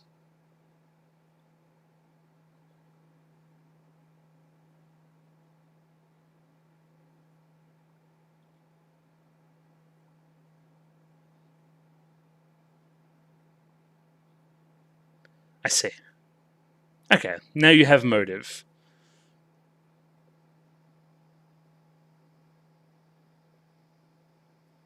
But quick, you gotta do it quick.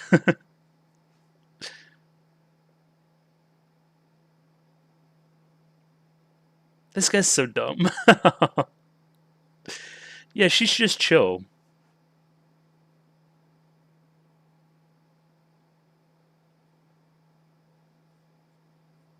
You guys are so chill. Hell yeah. Okay, let's go. Alright, quick. Also, get back on the blue, please. The blue's a vibe. I don't know about this pink stuff.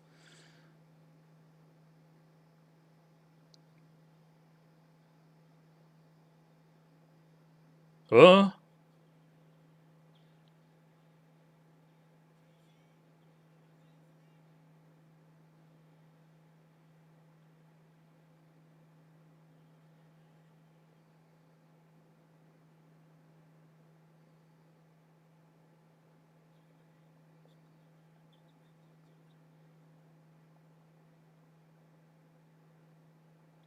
Yeah, it doesn't look great. Also, that looks fantastic.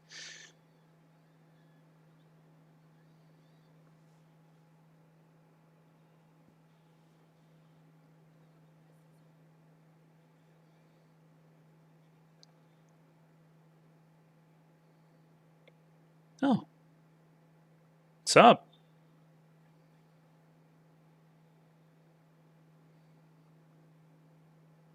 Yo, this is almost like Fury Road, but in the sky.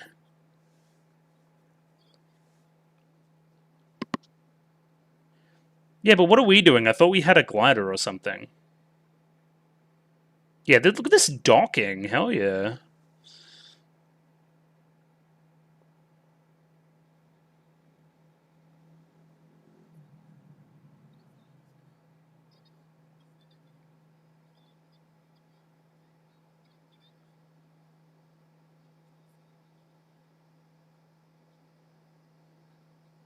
Okay.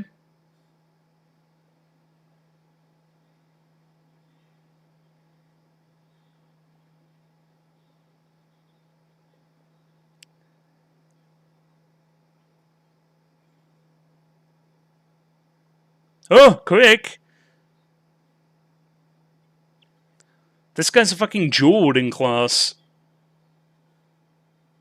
Alright. Bring me that third act, baby.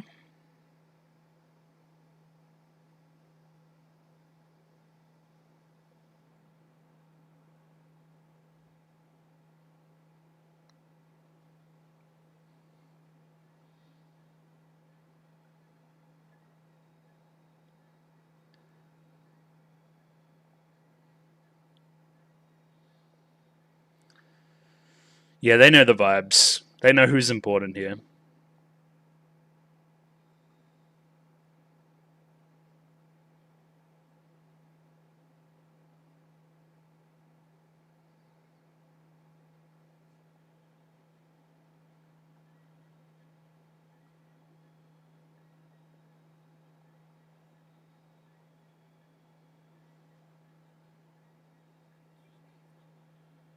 Oh!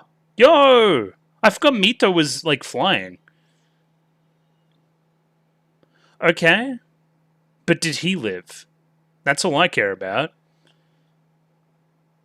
Yeah, okay, more murder. That's good.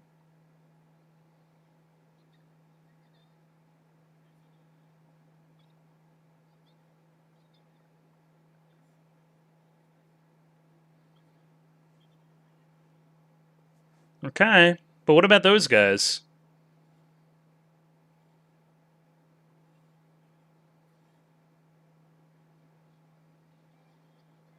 No, this is like fucked up.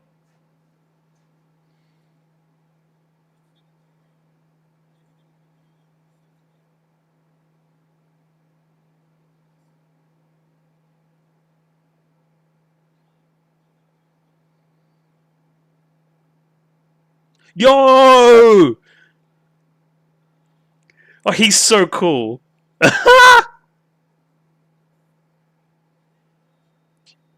Yeah, you guys are fucked.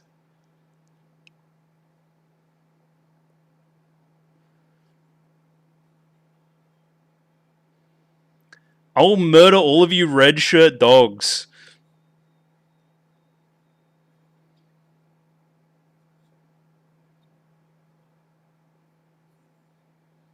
Yeah. He was almost built up as the toughest guy in the universe.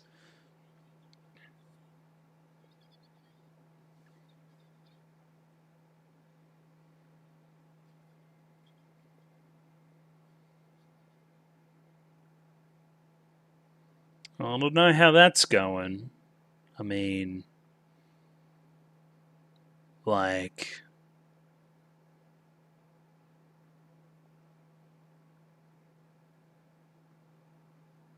Yeah, I don't know why we retreated to here, but we did.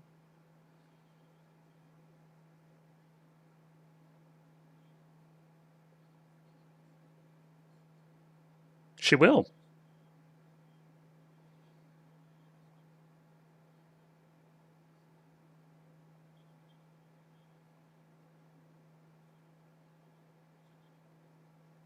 Interesting.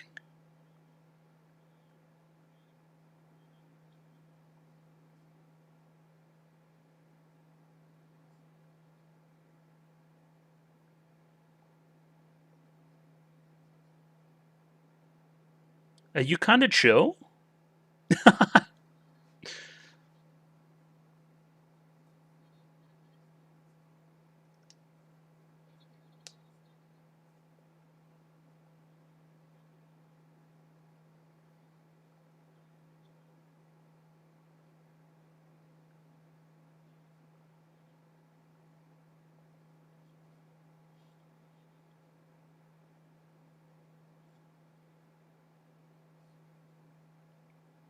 She's so nice.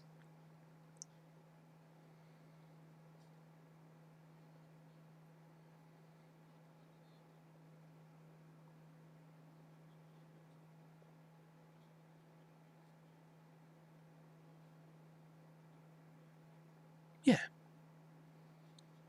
Kind of like backburning, right?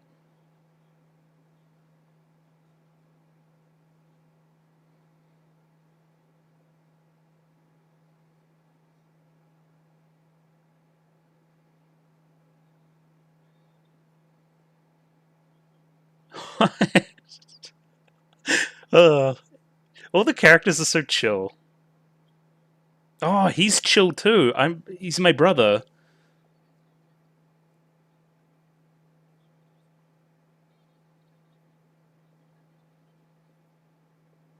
Okay. Where's Nausicaä?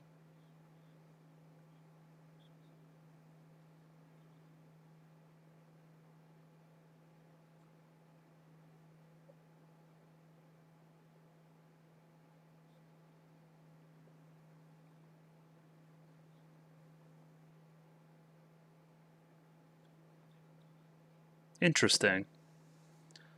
Baba?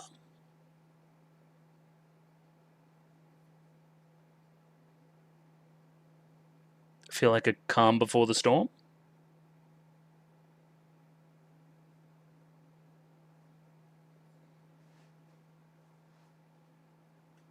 Well, there's a number of things that could happen here, I think. That's the insect charmer thing, right?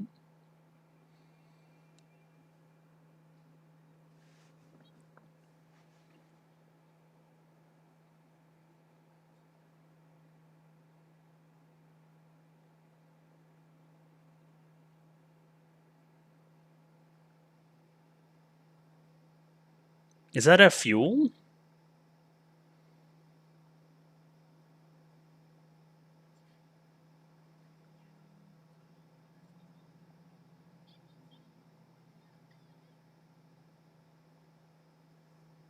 Alright, let's see, because it's nighttime right now, right? And when we left it was sunset? Yeah, I think that's bugs, bro.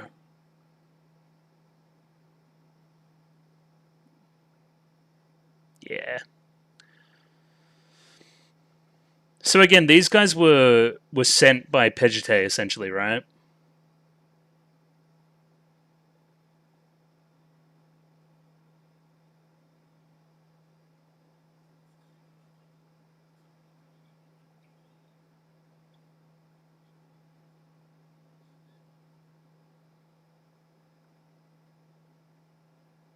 What?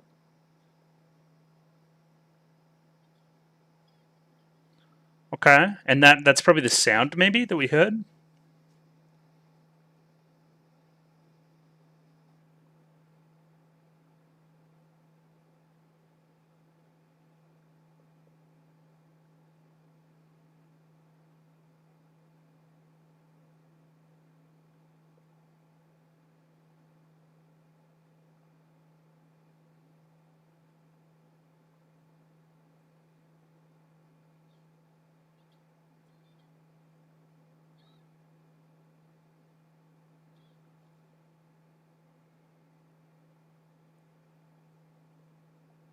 What is it?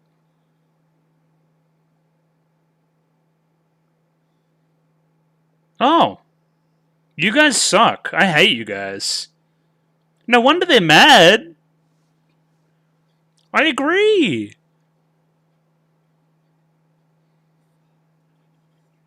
Yeah, kill the baby.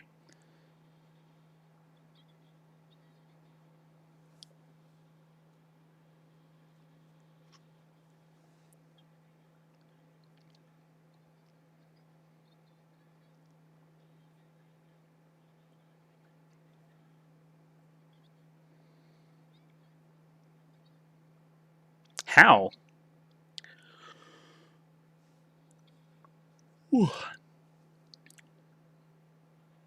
She just grabbed a fucking tire iron. She's fucking so cool.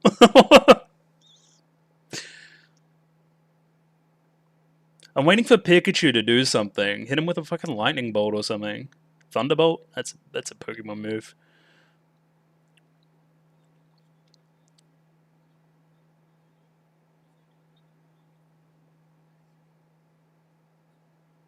Hmm.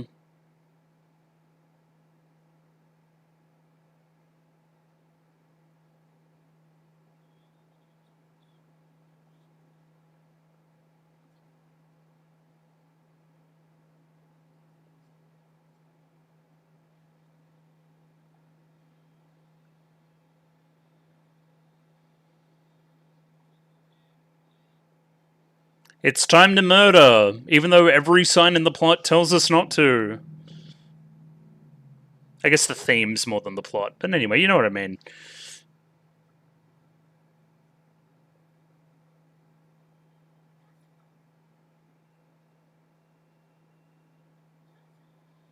No, it's my good friend Mito. Don't do that.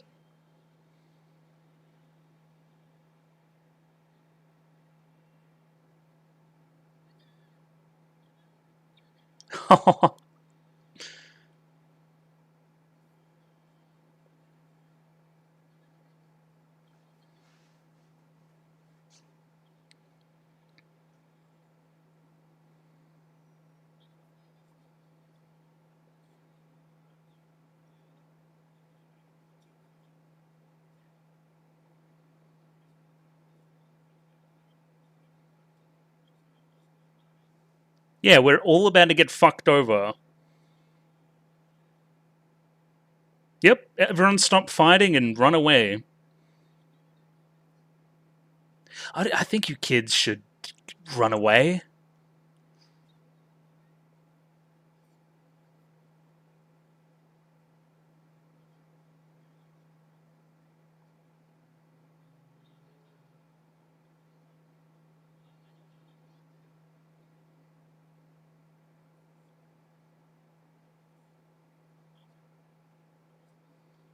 So we kind of evacuated the valley too. That's why we're off in like this desert area.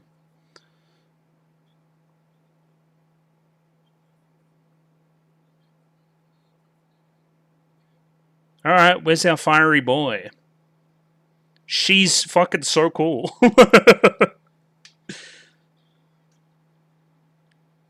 Listen to reason, you dogs.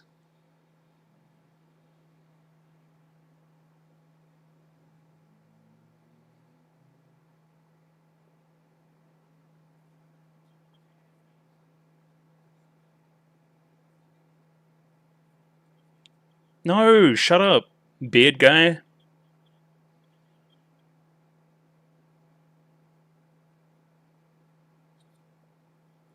No, don't listen to your superior.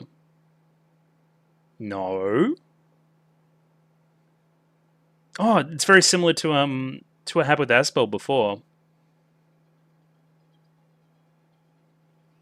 No.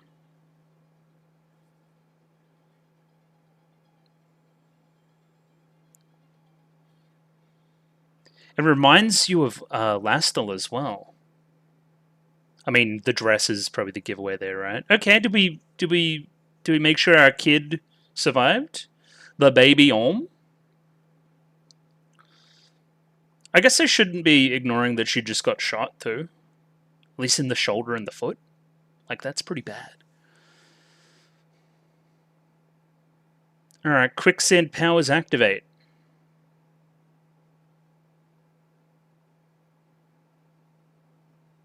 If you lick the wound, bro.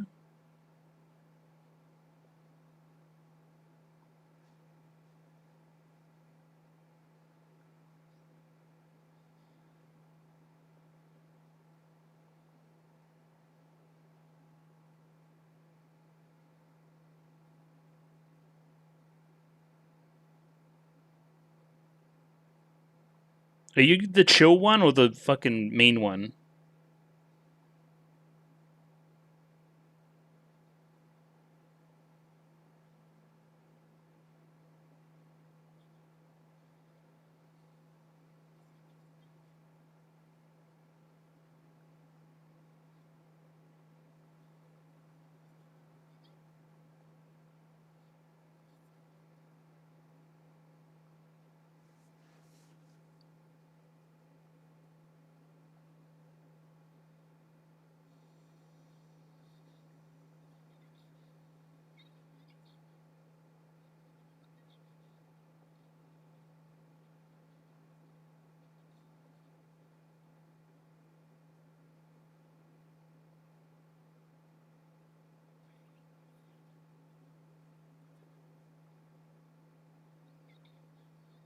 With only 1 foot, too.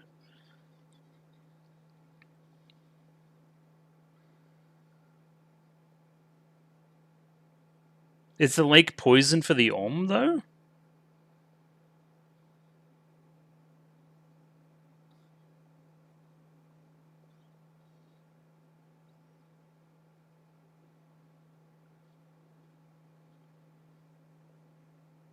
Alright, spaghetti boy, what are we doing? And like the red-blue flashes in the eyes?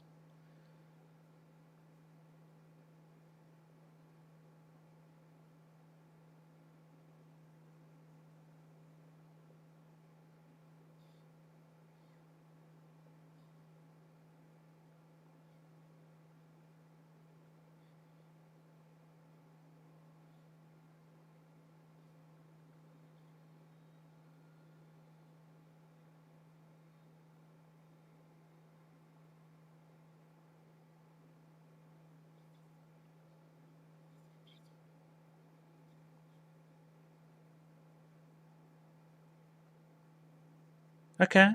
They have diverted?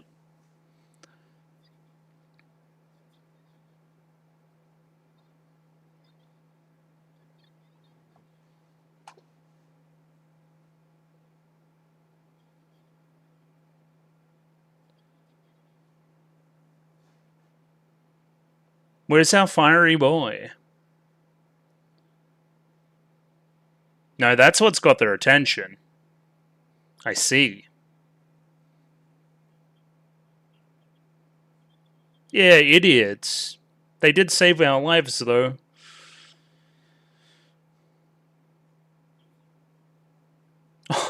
Yo!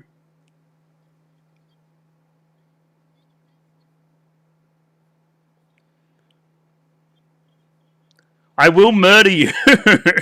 Oh, shit. What a hero. I don't care.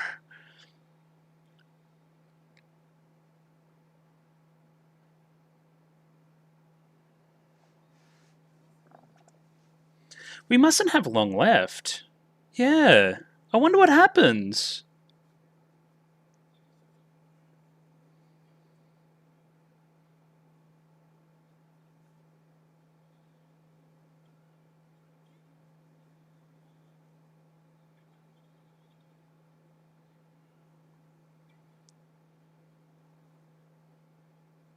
Here we go. Where is he? Where's the big boy? Oh yeah, fuck. He's very oily.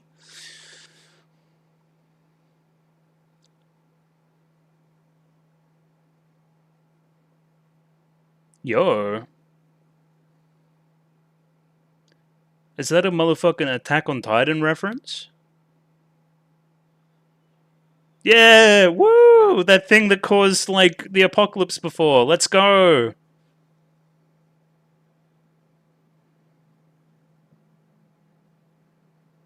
Or not. It looks like he's just kind of fallen apart. Yeah. We're gonna need some other way to stop this conflict, I believe.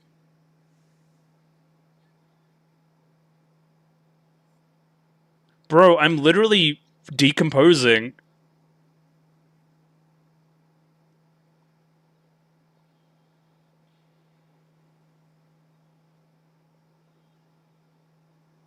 Okay. Yeah, fucking nuke them all.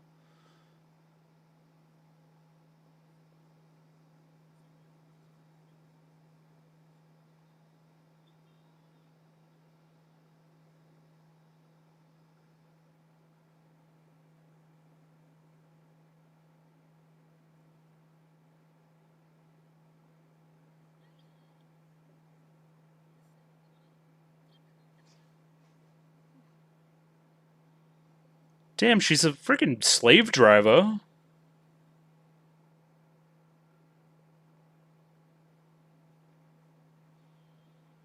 How about Nausicaä to save the day? Thoughts?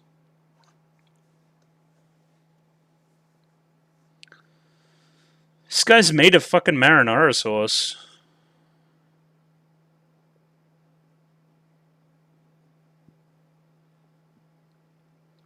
And let me guess, there's still a fuck ton of them left.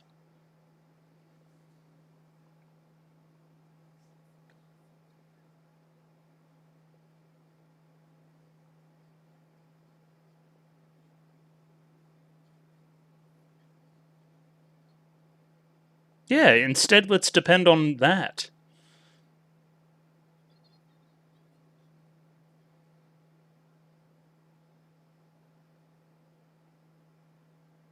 Also, yeah, when did she costume change? Thoughts?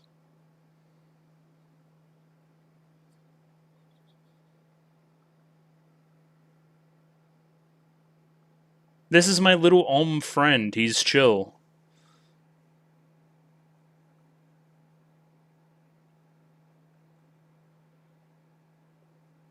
Um.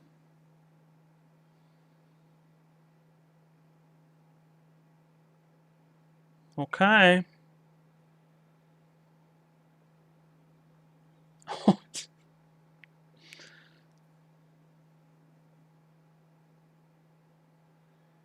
Everyone dies? Thoughts?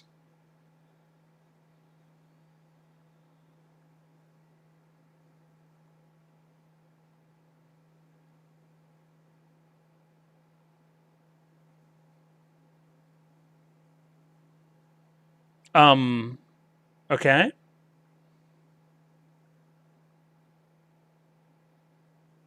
Mm-hmm.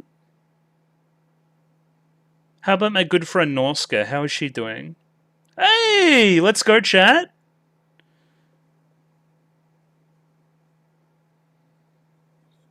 Yeah, which has been well set up in the movie to indicate good things. See, it's like the start of the movie. It's like very, singular. Just in time to save the valley? Thoughts? Oh, we even saved that guy. Hell yeah.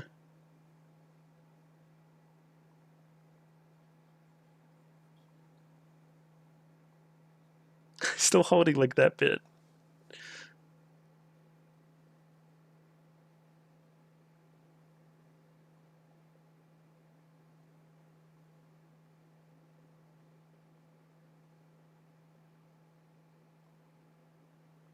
She did kind of get yeeted.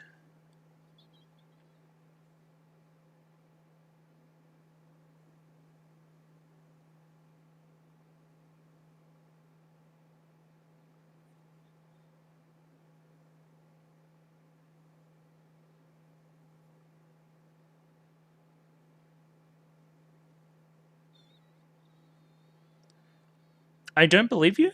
Is she actually dead?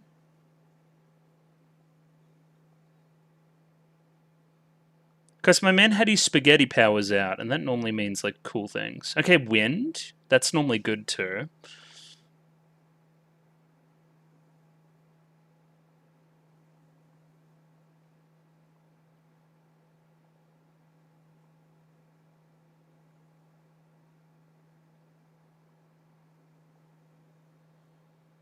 Yeah.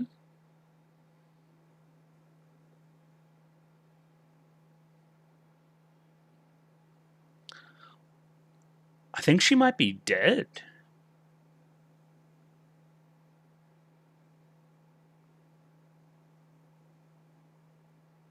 Or not. I was thinking like ascension, like going to heaven.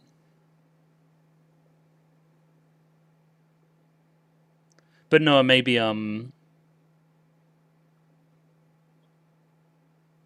don't know.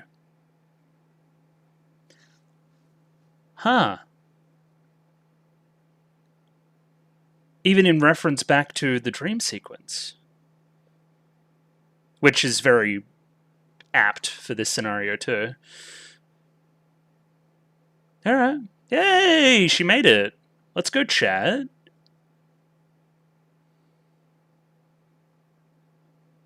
Thanks, Teto.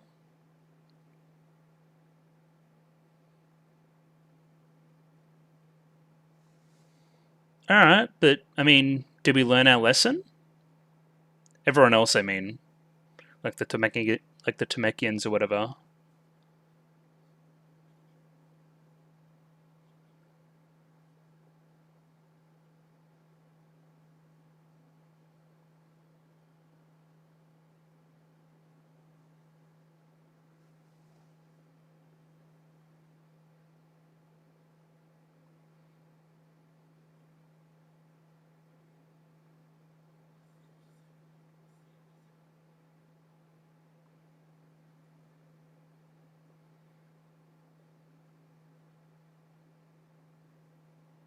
She told you they were chill. You didn't believe her.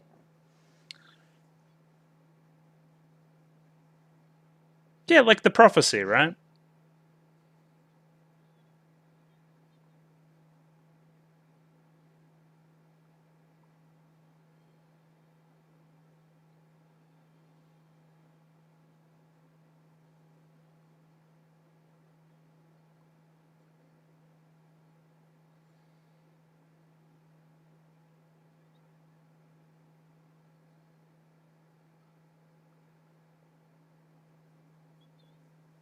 What? What else? Okay, wind is back. All is right with nature. That's what I'm saying here, right? Thanks. Hopefully in the future we can learn from what we learned also about like kind of the underground stuff and the pure soil, pure water. Alright. Thanks. Oh, it's like she's flying.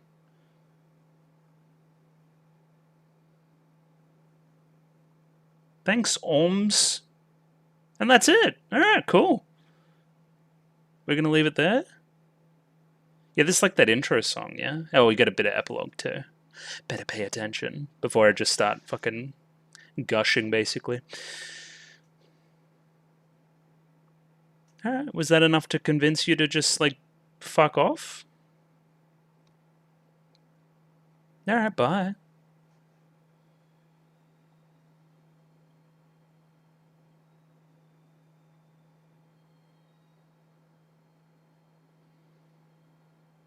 We're rebuilding the windmills. Oh, we're getting some of the pure water. And we're regrowing the forest that we had to burn. And that's that one thing. This is a bit of the shell that we recovered. Everyone's flying, everyone's using the wind. And we're chill with the Pegite as well.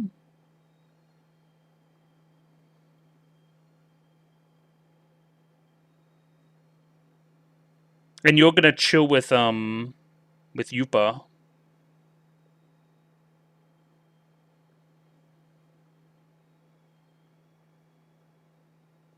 Yeah, you guys are a lot less scary now.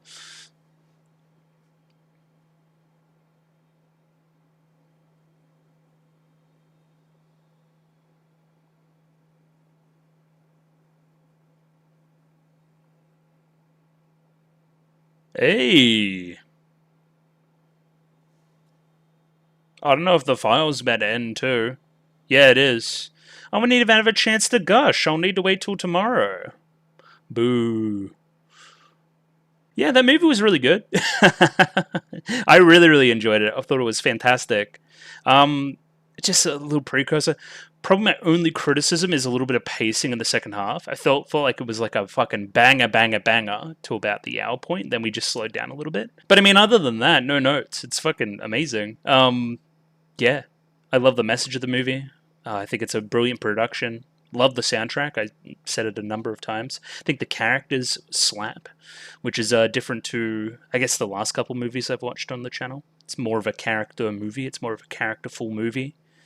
It's more of a traditional, you know, prophecy, hero journey type story as well. You could argue that Nausicaä doesn't change much over the movie, but does she need to? Probably not.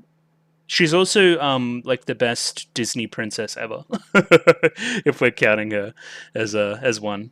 I mean, again, they got the Disney Studio Ghibli connection, so we can count it. Let's count it. Yeah, I liked it a whole lot, but again, I'm very tired, so I'm going to go cook myself some dinner. I'm gonna go watch a YouTube video, some kind of YouTube video, and I'll come back tomorrow and I'll talk about Nausicaä a lot more. So look forward to that then. But yeah, movie was awesome. Hey, welcome back. I watched the movie Nausicaä like 2 days ago now.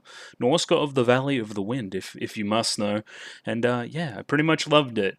This is my kind of setup for movies. If people are unfamiliar, I don't know how familiar you guys are with the channel. Again, I've got the notes up here.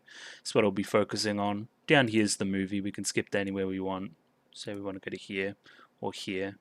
That was a good sequence. I liked that. That was very cool. It gets a little bit emotional towards the end. Let's find something cool to pause on. Yeah, somewhere here. That seems good. So yeah, essentially, I'm not going to be rewatching the movie again because that is tedious and I'll just be going over the plot again, basically, and saying all the things that I'm going to say here anyway. So, like, I mean, I've got a fair bit to say here, by the way. but yeah, again, that's just the format for movies. Makes it a little bit easier for me rather than watching the whole thing again. But either way, enough about me. Nausicaä of the Valley of the Wind. Is it a good movie? Obviously, yes. Obviously, yes, I would say. Like, you would almost need to be not paying attention to it basically at all to think it's bad or really disagree with its message for some reason. Yeah, you're on an island with that one. I disagree with you. I think the message is really good. I guess you could not like aesthetic decisions too, like you're not really into the whole 80s thing, which I'm very much into. Again, I'm a fan. You'd be talking down a fan here, and I think that's a bad position to be in for you. Either way, we better get on with the notes here. Again, I'm just going to follow this as a bit of a format. And first things first is a Wikipedia plot synopsis. Very cool. Just saves me from writing one myself and reminds me of a lot of the things that happened and some points and queries that may need kind of straightening up. It really helped for Akira, I'll put it that way. Again, probably less complex than Akira. I wasn't really surprised when I skimmed it before, but we'll give it a read regardless. There we go, Wikipedia. Hello, Wikipedia. Let's scroll down to the plot here and get started. So, 1,000 years have passed since the 7 Days of Fire, an apocalyptic war that destroyed civilization and caused an ecocide, creating a vast toxic jungle, which we're translating as Sea of Decay, which I prefer, a poisonous forest swarming with giant mutant insects. In the kingdom of the Valley of the Wind, a prophecy predicts that a savior, clothed in a blue robe descending on a golden field, will come and do something. We don't really know. Nausicaä, the 16-year-old princess of the Valley of the Wind, explores the jungle and communicates with its creatures, including the gigantic, trilobite-like armored Orm. Sure, that's a bit of a mouthful, but yeah. She hopes to understand the jungle and find a way for it and humans to coexist, which is fair enough. It's a pretty noble endeavor. One day at dawn, a massive cargo aircraft from the kingdom of Tolmekia crashes in the valley despite Nausicaä's attempt to save it. Its sole survivor, Princess Lastel of Pejete, pleads with Nausicaä to destroy the cargo and dies. The cargo is an embryo of a giant warrior, one of the lethal gargantuan humanoid bioweapons that caused the 7 Days of Fire. Tolmekia, a military state, seized the embryo and Lastel from Pejete, but their plane was attacked by insects and crashed. One of the insects emerges wounded from the wreckage and poises to attack, but Nausicaä uses a bull roarer to calm it and guides it away from the village. That's like her charmer thing, I'm imagining. Soon after, Tolmekian troops, led by Princess Kushana, invade the valley, execute Nausicaä's father, and capture the embryo. Enraged, Nausicaä assaults and kills several Tolmekian soldiers and is about to be overwhelmed when the valley's swordsmaster, Lord Yupa, soothes the belligerents, including Nausicaä in that situation too. I forgot that she literally killed and there was blood dripping down the axe. That was pretty cool. Axe? Was it an axe? What did she use? Anyway, I'm stupid. Kushana plans to mature the giant warrior and use it to burn the toxic jungle. Yupa discovers a secret garden of jungle plants that have been cared for by Nausicaä. According to her findings, plants grow in clean soil and water that are not toxic, and the jungle soil has been tainted by pollution. Well, we don't really find that out until later, but it proves to be correct. Kushana leaves for the Tolmekian capital with Nausicaä and 5 hostages from the valley, but a Pejete interceptor shoots down the Tolmekian airships carrying them. Nausicaä, Kushana, and the hostages crash land in the jungle, disturbing several Orm, which Nausicaä soothes. She leaves to rescue the Pejete pilot Asbel? I think I've written Astel somewhere. Anyway, we'll figure it out. He is the twin brother of Princess Lastel. That's probably why I got them confused, but both crash through the stratum of quicksand to a non-toxic area below the toxic jungle.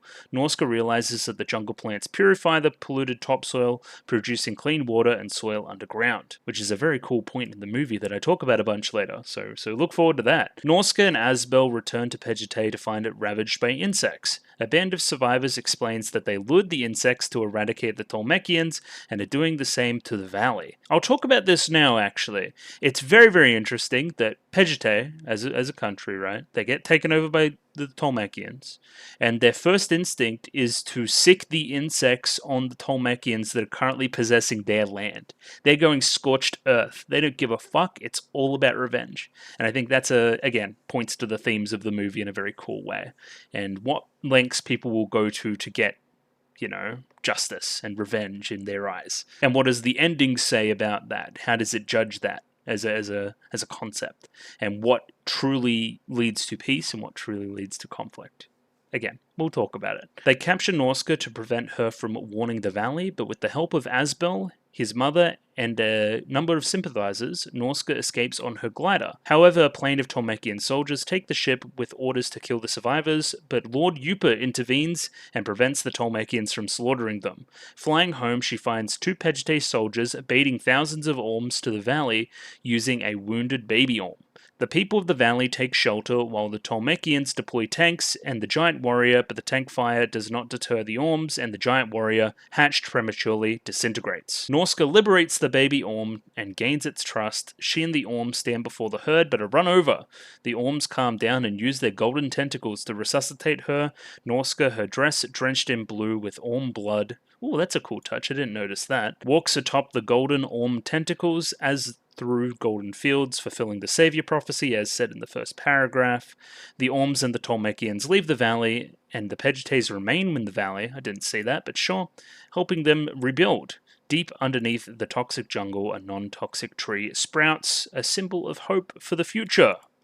And hope for, the future outside of the piece of fiction as well, hopefully. Just while I'm here, I think I'm going to scroll down and have a little look here. Because, again, look at this fucking cast in the Disney version, right?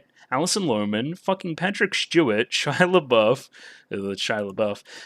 Uma Thurman, fucking Tress MacNeille, Frank Welker, fucking Mark Hamill down here too. Like, are you kidding me? I don't know if all those ones scream for you at the right times because my window's a little bit weird, but you get the point. It's pretty extensive. Also, for scrolling down here, here's the specific Anno stuff assigned to draw the challenging God Warriors attack sequence, which according to Toshio Suzuki is a high point of the film.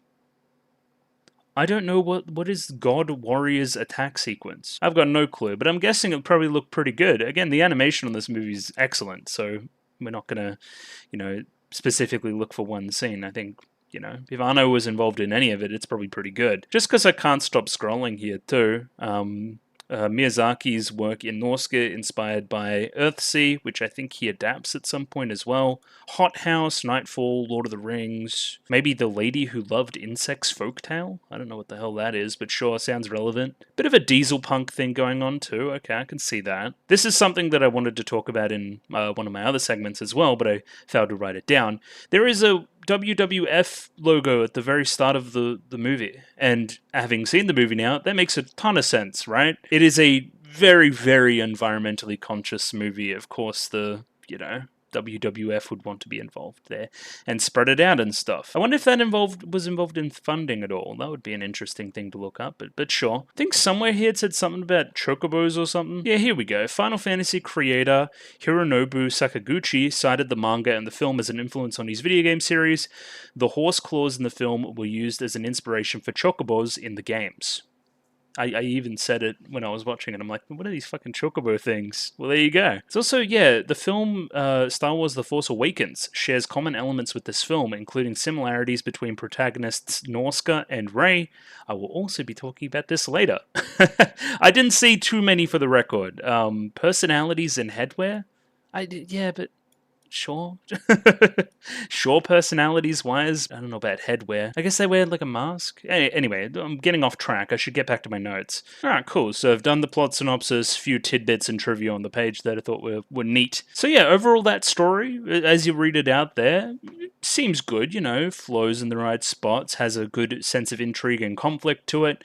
Things appear when they're supposed to appear and all that kind of stuff. I had a few criticisms, however, regarding pace and momentum. I think the first half of the film in this regard is way stronger, right? So you have the introduction stuff, which I think is borderline flawless, from the Yupa stuff into the Nausicaä scene where she's just kind of chilling with the flowers and the petals and whatever the hell, to the Orm chase, to the introduction with Yupa, to the introduction of the Valley of the Wind. All that stuff is just excellent. The conflict arrives at the right spots. We're on our ways to Pegite. Cool, awesome. And then we crash land, and then I think the movie's pace just drops a little bit, right? I didn't see that same drive there. I don't know if that's just a me thing or another thing. Again, I'll expound upon this point a little bit further as well, and why I think it may be the case. And I think a lot of it has to do with character arcs and character writing, which, is some nerdy storytelling bullshit, but you know what I mean? I just feel like we're fucking around on planes a little bit too much, just a little bit through that middle portion, right? Because we're on the planes and we're going, we're taking like the hostages to Pegite? Are we taking them to Pegite or Tolmekiä? I'm unsure. Either way, it gets intercepted by Asbel, right? And then we're kind of on the surface for a bit. We go underground. We find out what we find out. And then we're very quickly back on planes again once we get to Pejite, right? Where we become hostage again very quickly to a different group of people. And this whole time, the Valley of the Wind is kind of sitting, kind of dormant. I mean, Yupa's doing a little bit of espionage stuff, but not really. Just think, yeah, there's a good probably half an hour there where it really just kind of sits. And we find out some stuff, but there's not all that kind of momentum, which I thought we had early. And again, this is less of a criticism and more of an observation, right? This is definitely purposeful. This is, you know, what they were trying to do. It isn't out of incompetence, it's out of a decision, one which I personally probably don't agree with, but who do I care? The rest of the movie's really good, you know? I guess I'll say, yeah, the movie isn't very conventional when it comes to story and character arcs, right? So let's take a few of the character arcs, right? A few are traditional, right? Asbel, right? Let's talk through it. His country gets invaded for a thing which it possesses that is deep underground that they currently have control of. These people kidnap the sister, and in the process it ends up in her death, right? The princess, right? Probably pretty close to her. You have usurped the nation, you have done this. He has every motivation to go for revenge, but is convinced through his short time with Nausicaä to not pursue this. This culminates in, again, I'll actually use my footage here. There's a scene, there we go, I'm actually using the footage. It's this scene here where he actually grabs the gun and tries to help, even if it is short-lived. He does escape eventually and continues to help with the final conflict. Of course, letting Nausicaä free and, you know, letting her pursue that kind of orm that's being hung and kind of initiate the climax of the film there. This is, yeah, again, is initially villainous, not doing the right things, shooting the insects, going out for revenge, pursuing war, all these things, right? Is convinced in a short time with Nausicaä to not do that and joins her side, essentially, which is the side of good in the movie, right? Pretty simple, but it's there. It's a simple, conventional arc.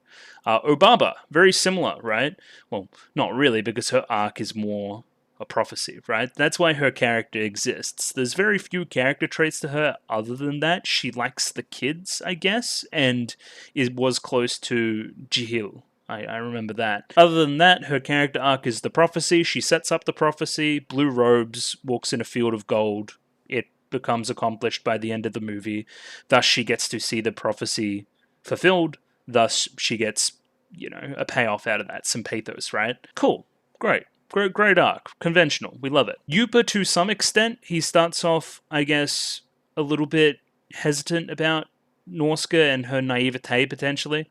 But through the entire thing, he is anti-conflict and only brings out the conflict in the end, on that plane, to allow more peace, right? He's stepping in, he's like a law bringer. He's like a cowboy, right? He is initially unhappy about the Sea of Decay, literally like the first scene in the movie, right?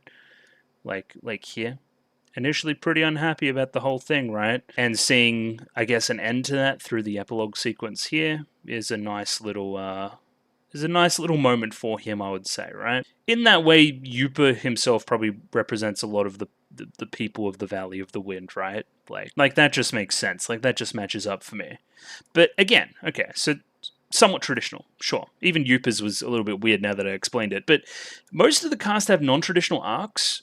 Nausicaä in particular, right? I wouldn't say that. Does she have a character arc? She faces trials and tribulations, but nothing about her worldview or anything else there changes, really. She learns a bit about the world. She learns a little bit about why her little basement is the way it is. She learns, I guess, overall that the world is not particularly fair, but then is rewarded in the end with basically a miracle to bring her back to life, right? She is validated. She is, her position is correct. She doesn't really change or bend or, you know, compare it to somebody like, I don't know, Luke Skywalker, just because, you know, Star Wars is on the mind. Again, this is just across original Star Wars, like the first movie. There is his, you know, normal way of life, right, on Tatooine or whatever the hell. And then, of course, Ben Kenobi, and then, you know, finding out all about that, being flung into this galaxy-spanning conflict and finding out that he is a chosen one, and him coming to terms with that, and the death of the mentor towards the end of that movie, spoilers by the way, and how that impacts what he's going to do going forward and his motivations there. Again, it's the first step of a larger story there, but again, there's already been more change there. Him at the start of the movie is different to him at the end of the movie. And again, is this a criticism, or is this just an observation? Is this a bad thing necessarily? Not really. I would just say non-traditional. I think it works, right? Very similarly, we have Kushana, who I would say is set up to be a heel turn face, I would say, like a face turn. Like, she's going to start out pretty bad and militaristic and stuff and become way more peaceful by the end, but I mean, like, she does order the thing to shoot the big fire. Yeah, here, this thing, this disgusting monstrosity, right? I think in the end of the movie, the Tolmekians just kind of go back. They just kind of go back to Tolmekia. Is that a character arc? I wouldn't say really. I guess they learned that invasion bad, but they still used weapon. It was just premature. You know what? See what I mean? Non-traditional. It's just a little bit weird. It doesn't sit perfectly right with me, right? Kurotowa, who I thought was being set up as more of the larger villain of the narrative because of his, stupidity and his, lust for power and all these other things, right?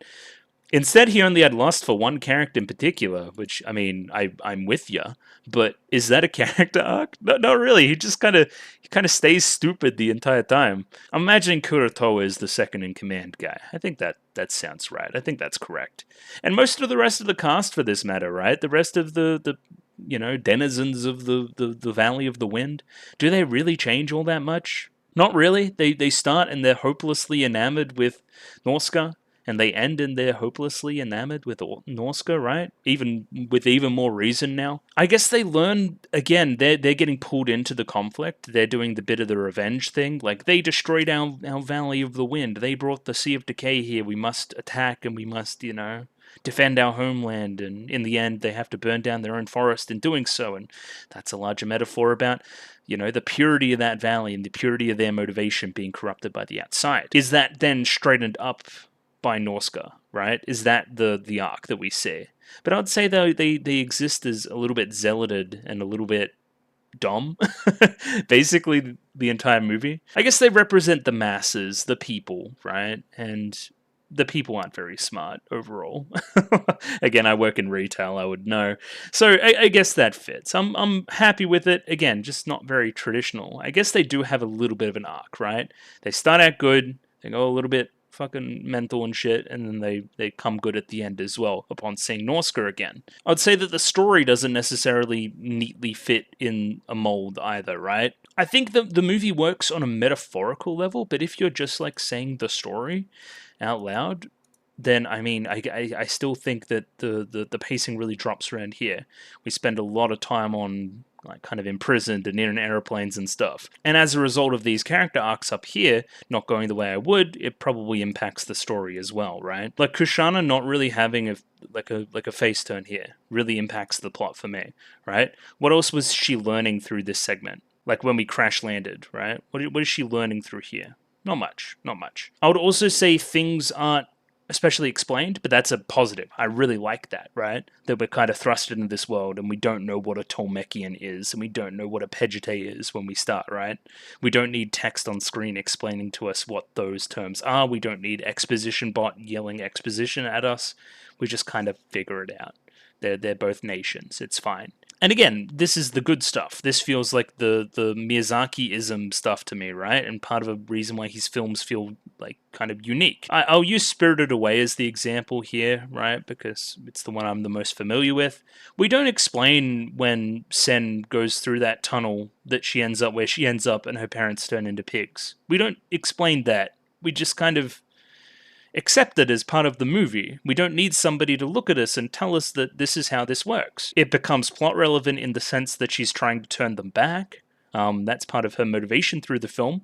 But again, we don't need somebody telling us every step of the way what she's trying to do here. It's more about just feeling the moment and getting lost in the world, getting immersed there, right? I say Miyazakiism. It feels that way to me. It feels intentional. Or I could be talking out my ass, and this could be unintentional because we have a similar situation to Akira here, right?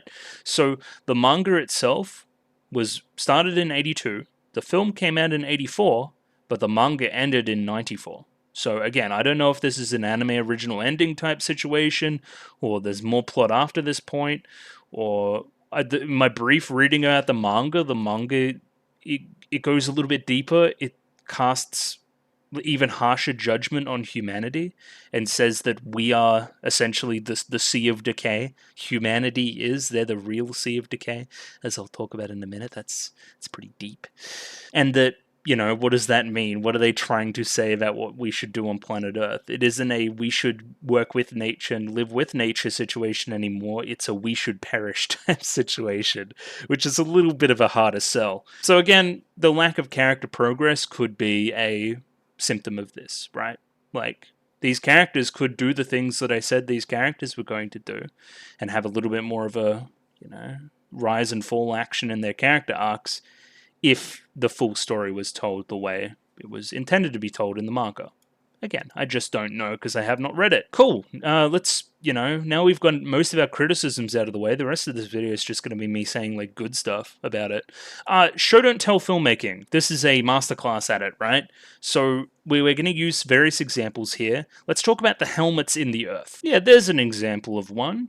So we are shown various shots of these throughout the first 30 minutes of the film, along with, this shot here during the opening that I'll find. Yeah, these kind of guys. And it's like, oh yeah, okay. And when you put two and two together later, right, you see these helmets, and then you see the helmets that are, strewn about the world. You start to put the pieces together, right? This is the remnants of the 7 days of destruction, or whatever the hell we said, which is also very biblical. It just builds the world, right? It feels lived in. It feels like things have happened and things are now sitting in the world that would be sitting in a post-apocalyptic world where this was the apocalypse, right? It's the equivalent in Fallout of finding, like, a fallout shelter, right? It's a symptom of the world before the apocalypse. Or the apocalypse itself. A vault, for instance. It's just good world building. It makes you feel good. Again, this comes all the way to the end of the film, right? Where we see the corpse right there. If I can grab it again. Yeah, right there. Where we see this. This is the very recent version of what we've been seeing around the rest of the world for the rest of the film.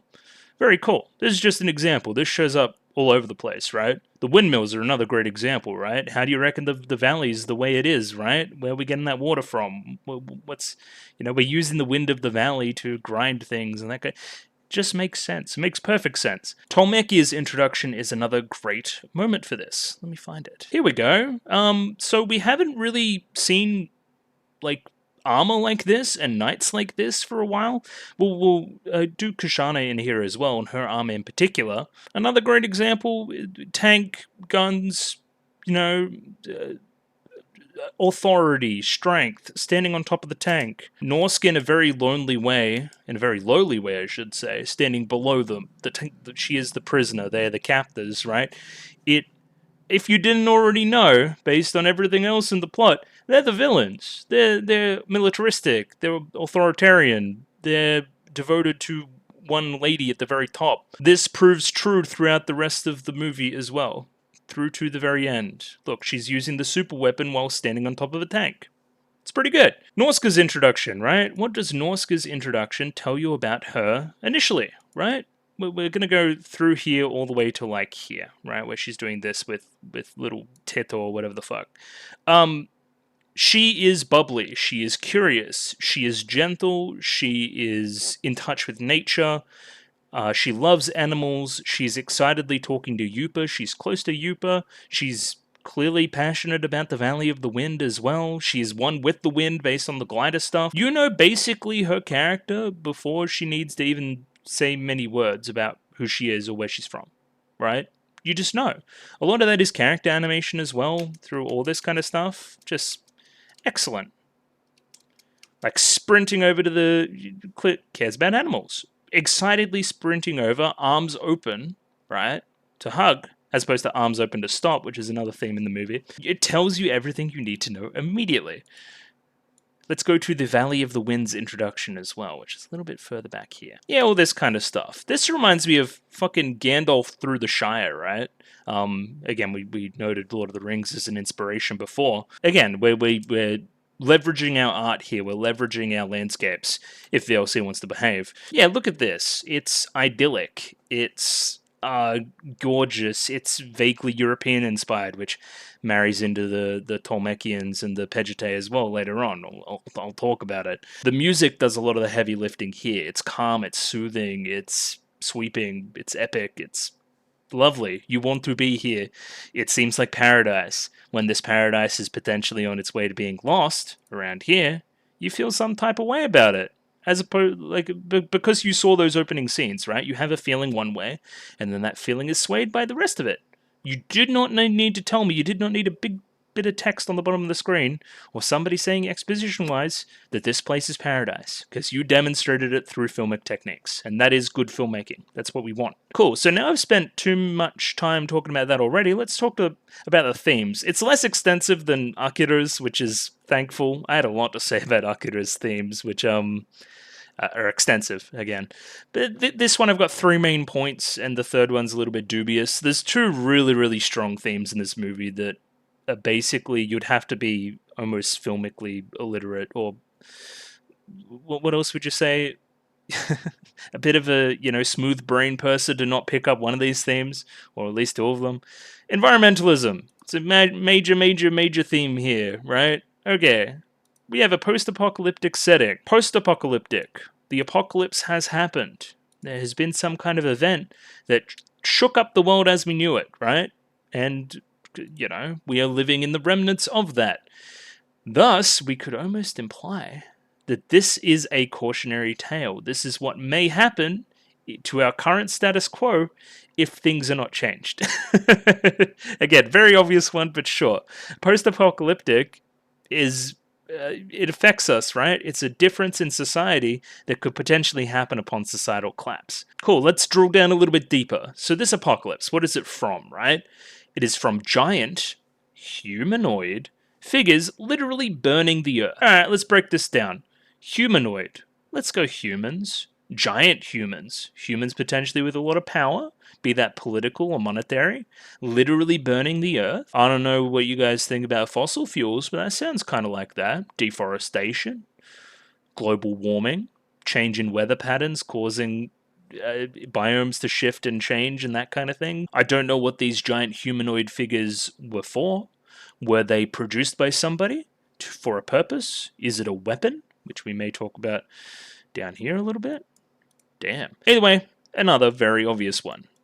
You can apply this to current day geopolitical, environmental, political climate, right? With fossil fuels and oil and a bunch of other stuff. Cool, so then we have the idea of the Sea of Decay sprouting from that. We have literally burnt the earth, the polluted earth, right?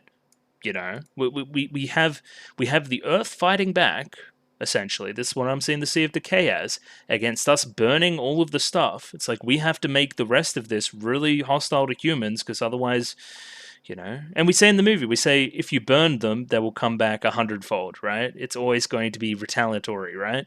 I think later on I say that there's 4 major factions of the film, right? We have the Valley of the Wind, we have the Tolmekians, we have Pejete, and we have the insects, right? The Sea of Decay is a faction, I would say. Either way, more to the point, it is from the pollution in the ground. The reason the Sea of Decay is spreading the way it is because the topsoil itself has been polluted to shit.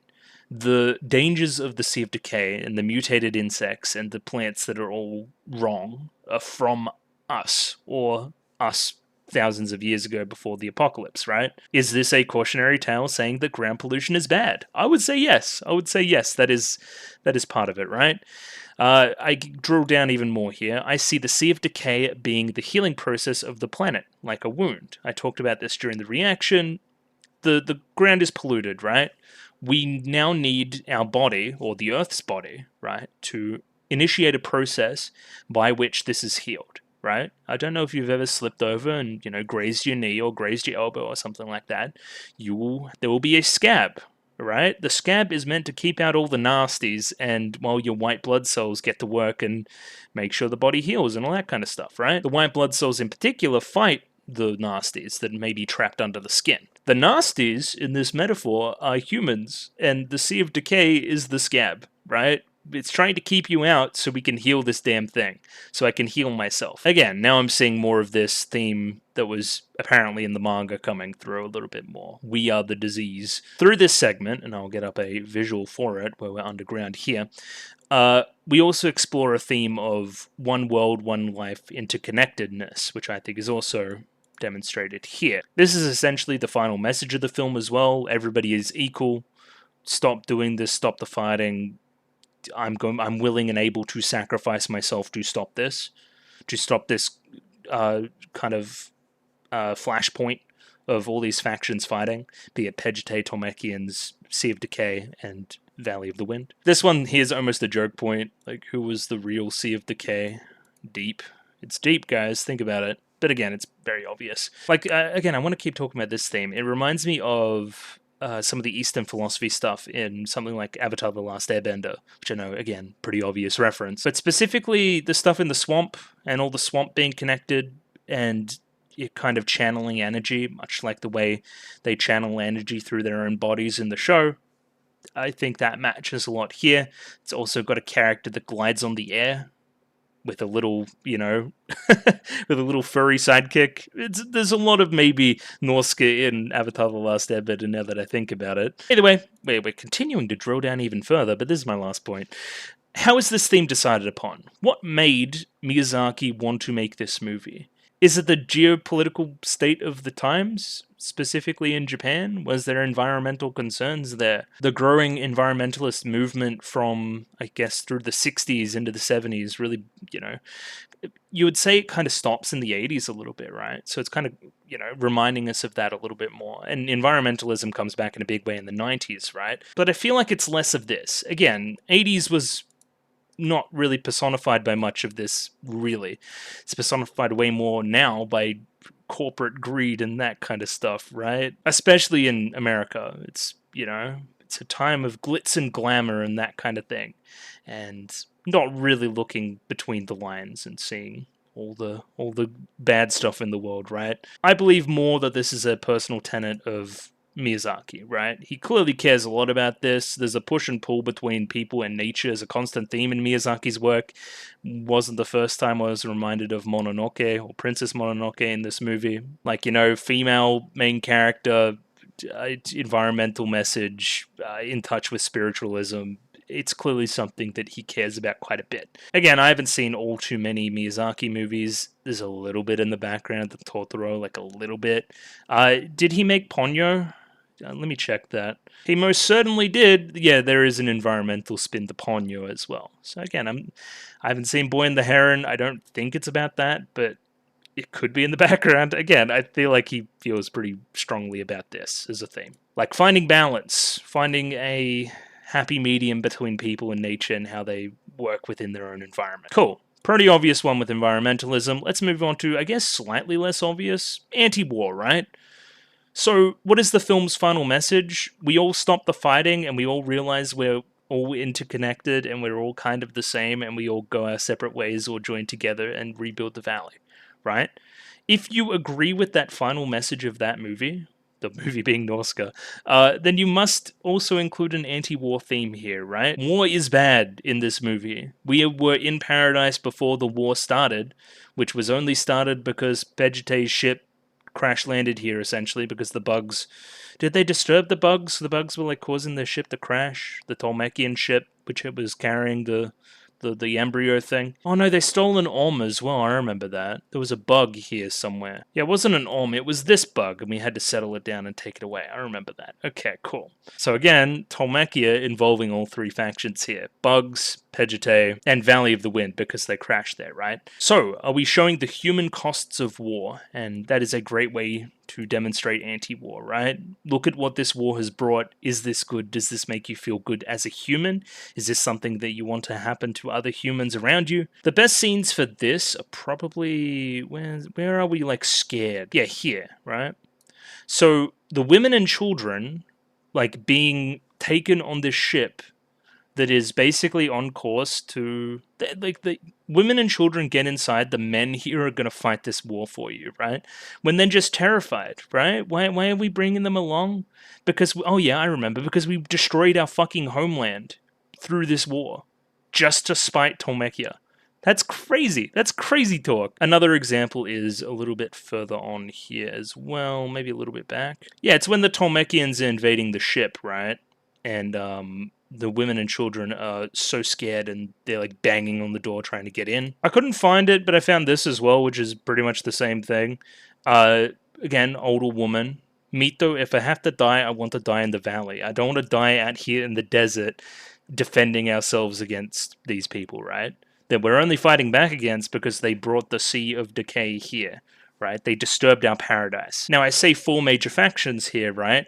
Because the 4th faction, the insects, are also being manipulated by this as well, right? So I'm guessing this is how Pejete brought the insects to Pejete as well, to destroy their own land which Tolmekia was occupying. They basically got this hostage of this child, and they're manipulating the insects into raging because they're basically like torturing one of their kids, like right now. If this doesn't tell you war's bad, I don't know what to tell you, right? This is how we're, creating this weird proxy war and using this environmental thing for destruction. It's human cost of war, even if they are insects. Cool, let's talk about an environmental spin on the cost of war as well. Let's talk about the Sea of Decay infiltrating the valley as a metaphor, right? So the Sea of Decay is a sickness. It's bad. We don't want it. We're keeping this valley pure. We're keeping outsiders out. If we see any amount of, Sea of Decay stuff, we burn it almost immediately. Like, see, this is the setup for the payoff later. It hasn't released any toxins yet. It hasn't infiltrated the soil or anything else. You could almost argue that the Valley of the Wind in this regard is a little bit isolationist, right? They don't want to participate in any of the wars outside. As soon as they see anything involving any of this stuff, which is affecting the outside world, they just destroy it. They don't let anybody talk about it. But they have a paradise as a result. When the Tolmekians come, when the Pejete people come, when that whole conflict eventuates, we need to burn our forest. See, this is bad. This is a bad omen. This is paradise lost. This is the Sea of Decay infiltrating. This demonstrates why war is bad. This wouldn't have happened if war wasn't here. It brought along this sickness and basically made the Valley of the Wind join the war as well and fight back for liberation, much in the way that Pejete was, right? Destroying themselves in the process.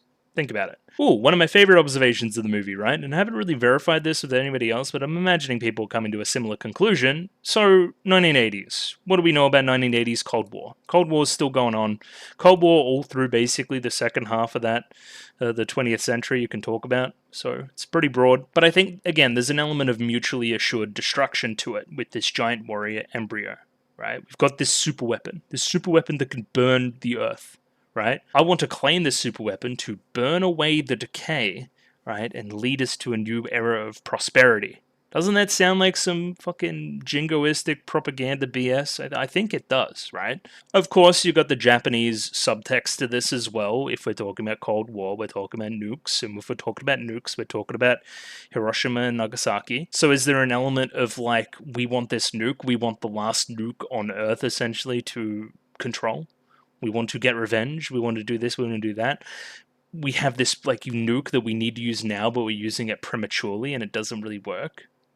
And it potentially involves more sludge and decay than we even wanted in the situation. Like look at this fucking sludgy boy, this marinara sauce boy. A lot of Tolmekia's first actions in the movie are based on paranoia. So like they go to Pejete to take the Pejete weapon thing, right? Under a false pretense that if they have it, they can use it, and what if they use it against us? Doesn't that not sound like the Cold War, right? If we gotta have nukes, because they might have nukes, and if they have nukes, they might destroy us, right? So that's why we need to keep building nukes. That's why we need to keep investing in this shit, right? When in reality, it's all just a big dick measuring contest, and nobody really cares. You can see that it's the catalyst for the giant warrior embryo being the catalyst for a lot of the plot of the movie, right? So yeah, war is bad in as many words, I guess. But yeah, it definitely is a theme in the movie. My last point here of the themes is society after post-apocalyptic kind of, destruction and the structures within, we're seeing some interesting stuff. So society is splintered, right? We have different political and societal structures all over the place. So again, this is show don't tell stuff. We don't really tell anybody this, but we've got this kind of independent monarchy in in the Valley of the Wind. We have this more almost totalitarian military force in Tolmekia, right? That are all about arming themselves and strength and taking over and kind of, assimilating, that's the word, assimilating countries into themselves to make themselves stronger, again, under the pretense of us being the best, and we want to involve them, making them better, and we want to take them over and make them better because they will adopt our styles and all that kind of stuff. Because we're better. Remember, we're better. Now, I have to look at some of the like some of the architecture in Pejite. Yeah, here, right? So again, they've got a monarchy structure as well to their stuff. They have a princess and all that kind of stuff. I don't know if Kushana is a princess as well, but anyway, we're going to imagine she's not for my metaphor making sets. But they're a different kind of monarchy. They're way more far spread. They're probably a little bit more of a merchant monarchy, that kind of thing, right? If you look at the architecture, you could almost say Middle East. I don't know if that's kind of racist or anything, but I kind of see it. Or maybe this is just their architecture based on them being based in the desert, and it's less real-world inspired. But again, everyone's not on the same page. We're not a one humanity that can, be controlled under one person. We're splintered into various groups. Because of the post-apocalypse, there's no more mass communication or anything like that. I don't even know if, there was if this is the year 3000 or something, if the real world has existed and this is 1,000 years after that. But imagining that, there was mass communication at one point. It no longer exists. It's even very hard to do courier and mail stuff, so it's hard to learn about the outside world. You become very isolated and insular as a result. I specifically wanted to target gender roles here, right? Because again, anime, specifically anime of this, before the year 2000, not exactly known for its feminist stuff. There is exceptions, of course, but overall, it's a little bit, it's a little bit that way inspired, which again is based on the Japanese society more than anything else, right? I'm seeing we've reverted back to these structures almost in a medieval sense, right? Through the armor and the feudalism and the farming and all that kind of stuff, right? But when we're on the plain, right, and all the women and children have been separated, like here, right? This almost seems like a society that the characterization of Nausicaä is set up to bounce off of, right? She's very different from this. She's a go-getter. But also she's surrounded by simps. There's no patriarchy here that's telling her no, right? She can just kind of do what she wants. But cool. Society as a whole, women not very well regarded, even though there's a lot of women in monarchy and fucking Kushana's a badass and whatever the hell. But I wanted to talk about Nausicaä as a character and the character archetype that she represents, and potentially one that has been thrown about The Force Awakens as well. Is she a Mary Sue? And does that matter? Is she too perfect? I've already lamented the fact, at least a little bit, that she doesn't have much of a character arc here. I think that she's so perfect, it comes around to being okay again, right? And again, I don't want to compare it too much to Force Awakens, because that's a whole can of fish. But I think people's frustration at Rey being so very good at everything Force-related very quickly was that it happened very quickly. It wasn't a real build, she just became amazing overnight, a little bit. Where Nausicaä's already amazing. She's clearly very good at this. She's clearly in touch with the environment. What else does the first scenes of this movie tell you, other than that? Looks gorgeous, by the way. I thought she wasn't wearing pants for a good portion of the movie, too, which she is. She's wearing pants, which is good. She's clearly already competent. So, she isn't an every woman and then suddenly super competent, right? She's just super competent the entire time. Again, I've lamented a little bit of the character arc portion of that as a result, but does it make for compelling viewing? Is there more going on than that? I would argue yes. I'm just thinking if you make Nausicaä less charming initially, this stuff is super important, by the way, this scene with Yupa, right? Where she just comes across as the most charming person on planet Earth and you can't help but like her, is very important to justifying a lot of this.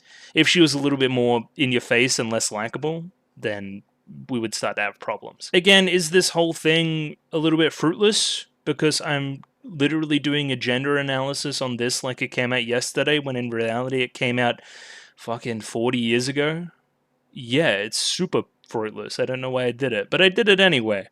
My point being, we don't apply these kind of criticisms normally to male characters who have a lot of the same problems, especially in shonen. So yeah, it's a little bit fraught. I think it comes with a lot of misogynist angles and that kind of thing. But I saw it come up online when I was doing my brief research, so I wanted to address it here a little bit. I see what people mean, but I don't agree because I think she's super charming. I'll also talk about this here. I quoted it in the movie itself. I've seen this paraded around. Nausicaä is the best Disney princess, and yeah, she is. She's the most likable, for sure. It's her and Belle. Belle's quite likable. But yeah, I see it, right? A princess, literally, of a monarchy. It wears a specific color, normally blue, has a little animal sidekick, and is the main character of a movie and kicks a lot of fucking ass. There's also, of course, the Ghibli Disney connection, where this was kind of distributed by Disney, I think in 2005, according to Wikipedia. It makes sense why people call her a Disney princess. It makes sense. Now we're getting a little bit more general, and we're kind of closing up a little bit more. Just art. It's gorgeous. I don't really need to tell you much else beyond that. It's kind of this world that was thought up through the manga, realized to its fullest potential. Stunning art direction through the landscapes, which I've shown over here during the introduction to the Valley of the Wind. Like specifically like this kind of stuff, and through here a little bit further. Like, look at this serene, almost JRPG-esque town. It's just beautiful. It's very well realized. The buildings, so again, the architecture here versus the architecture in Pejite, which I've talked about, versus the architecture at the very start of the movie, right? Where it's like this windmill that's been overtaken. This is almost an omen. If we don't do what we do in the movie, this is what could happen to the Valley of the Wind. Then we've got monster designs. I think the Orms are fantastic. Like, this is just the shell of one, and it's glorious, right? Then we see one on the run here. And of course, if we wanted to see Orms, you just go to the very end. Hey, shout out to this moment where she picks up the fucking Gatling gun too. She's the most badass person in the world. Fuck this entire point up here. She holds a Gatling gun and holds them fucking, like, you're gonna do what I'm gonna tell you to do. She's awesome. Fuck yeah, Nausicaä. Either way, yeah, they're great. And when we're in the Sea of Decay through this portion here, like, all the bugs and shit are great too. This, like, fucking weird thing that's chasing them, awesome. And the vehicles, I think the planes are really cool. Kind of this diesel punk aesthetic, which I talked about before. That along with the chocobo things as well, and the little teto for the monster designs. So yeah, the planes, the tanks, you can't help but think they're maybe invoking a little bit of Second World War in there as well. Just a little bit. The character designs overall, there's a good shot of Nausicaä to demonstrate. It's very 1980s, right? But it's also recognizably Ghibli and Miyazaki designs, right? I've talked about it before, but put a picture of Boy from Boy and the Heron up here somewhere. I prefer the title How Do You Live, by the way. But they look kind of similar. You could see, like, the same person has had a hand in this, for sure. Not that, again, Miyazaki's the character designer, but he knows what he likes. Again, put up Mononoke next to it as well. Like, yeah, you know what they look like. I'll say the 80s flair is nice. I like the clothing. I like how kind of flowy it seems off the bodies and that kind of thing. I always associate that with 80s animation, for sure. Especially the film stuff. Maybe it's just the kind of graininess of it as well. Reminded me a lot of Akira from a couple weeks ago now. So again, if we're talking about art, shoutouts to the opening scene with Nausicaä where they're underground, which I've kind of shown already. Yeah, gorgeous opening to the movie. After kind of the introduction and the credits and that kind of stuff, we just get some time with Nausicaä to just kind of breathe in the world. Pardon the pun. So yeah, gorgeous scene. Similarly gorgeous is some of the other underground stuff through here. After the dream sequence, by the way, which I will talk about. Yeah, the gorgeous blues and whites here and moving out into the sand and kind of Nausicaä feeling that personal connection there. Even the lighting here, the darker blues in the background as we hit nighttime. Not as much light passing through the sand. Just good stuff. And those are only two examples of what is basically a flawless movie when it comes to the art design. So animation, very well animated across the board, as I've said. Character animation and posing is very impressive. I particularly noted, again, the opening scene with Nausicaä, where she's meeting Yupa. This is very, very good when she's like running around dancing and greeting Teto. Like all this stuff here. Just gorgeous. Like there's not much to it, but it's gorgeous. Like she stands so like proudly as well, right? She's got her head up high.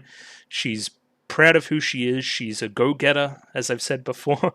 Like it's just it's similarly with Yupa, right? He exudes strength as opposed to whatever his name was, Kurotoa or whatever the hell, who's a little bit more bent over and sneaky. Like, I always feel like, despite this, I feel like this guy's always sneaking around and stuff. This is when he's got a bit of power, so he's standing a bit differently. But, again, that's what I mean by posing and character animation, right? Tells a lot of the story without dialogue. Very good. A few of the fights are really impressive as well. We'll shout out the Yupa fight here in particular, the part where he's kind of invading the plane.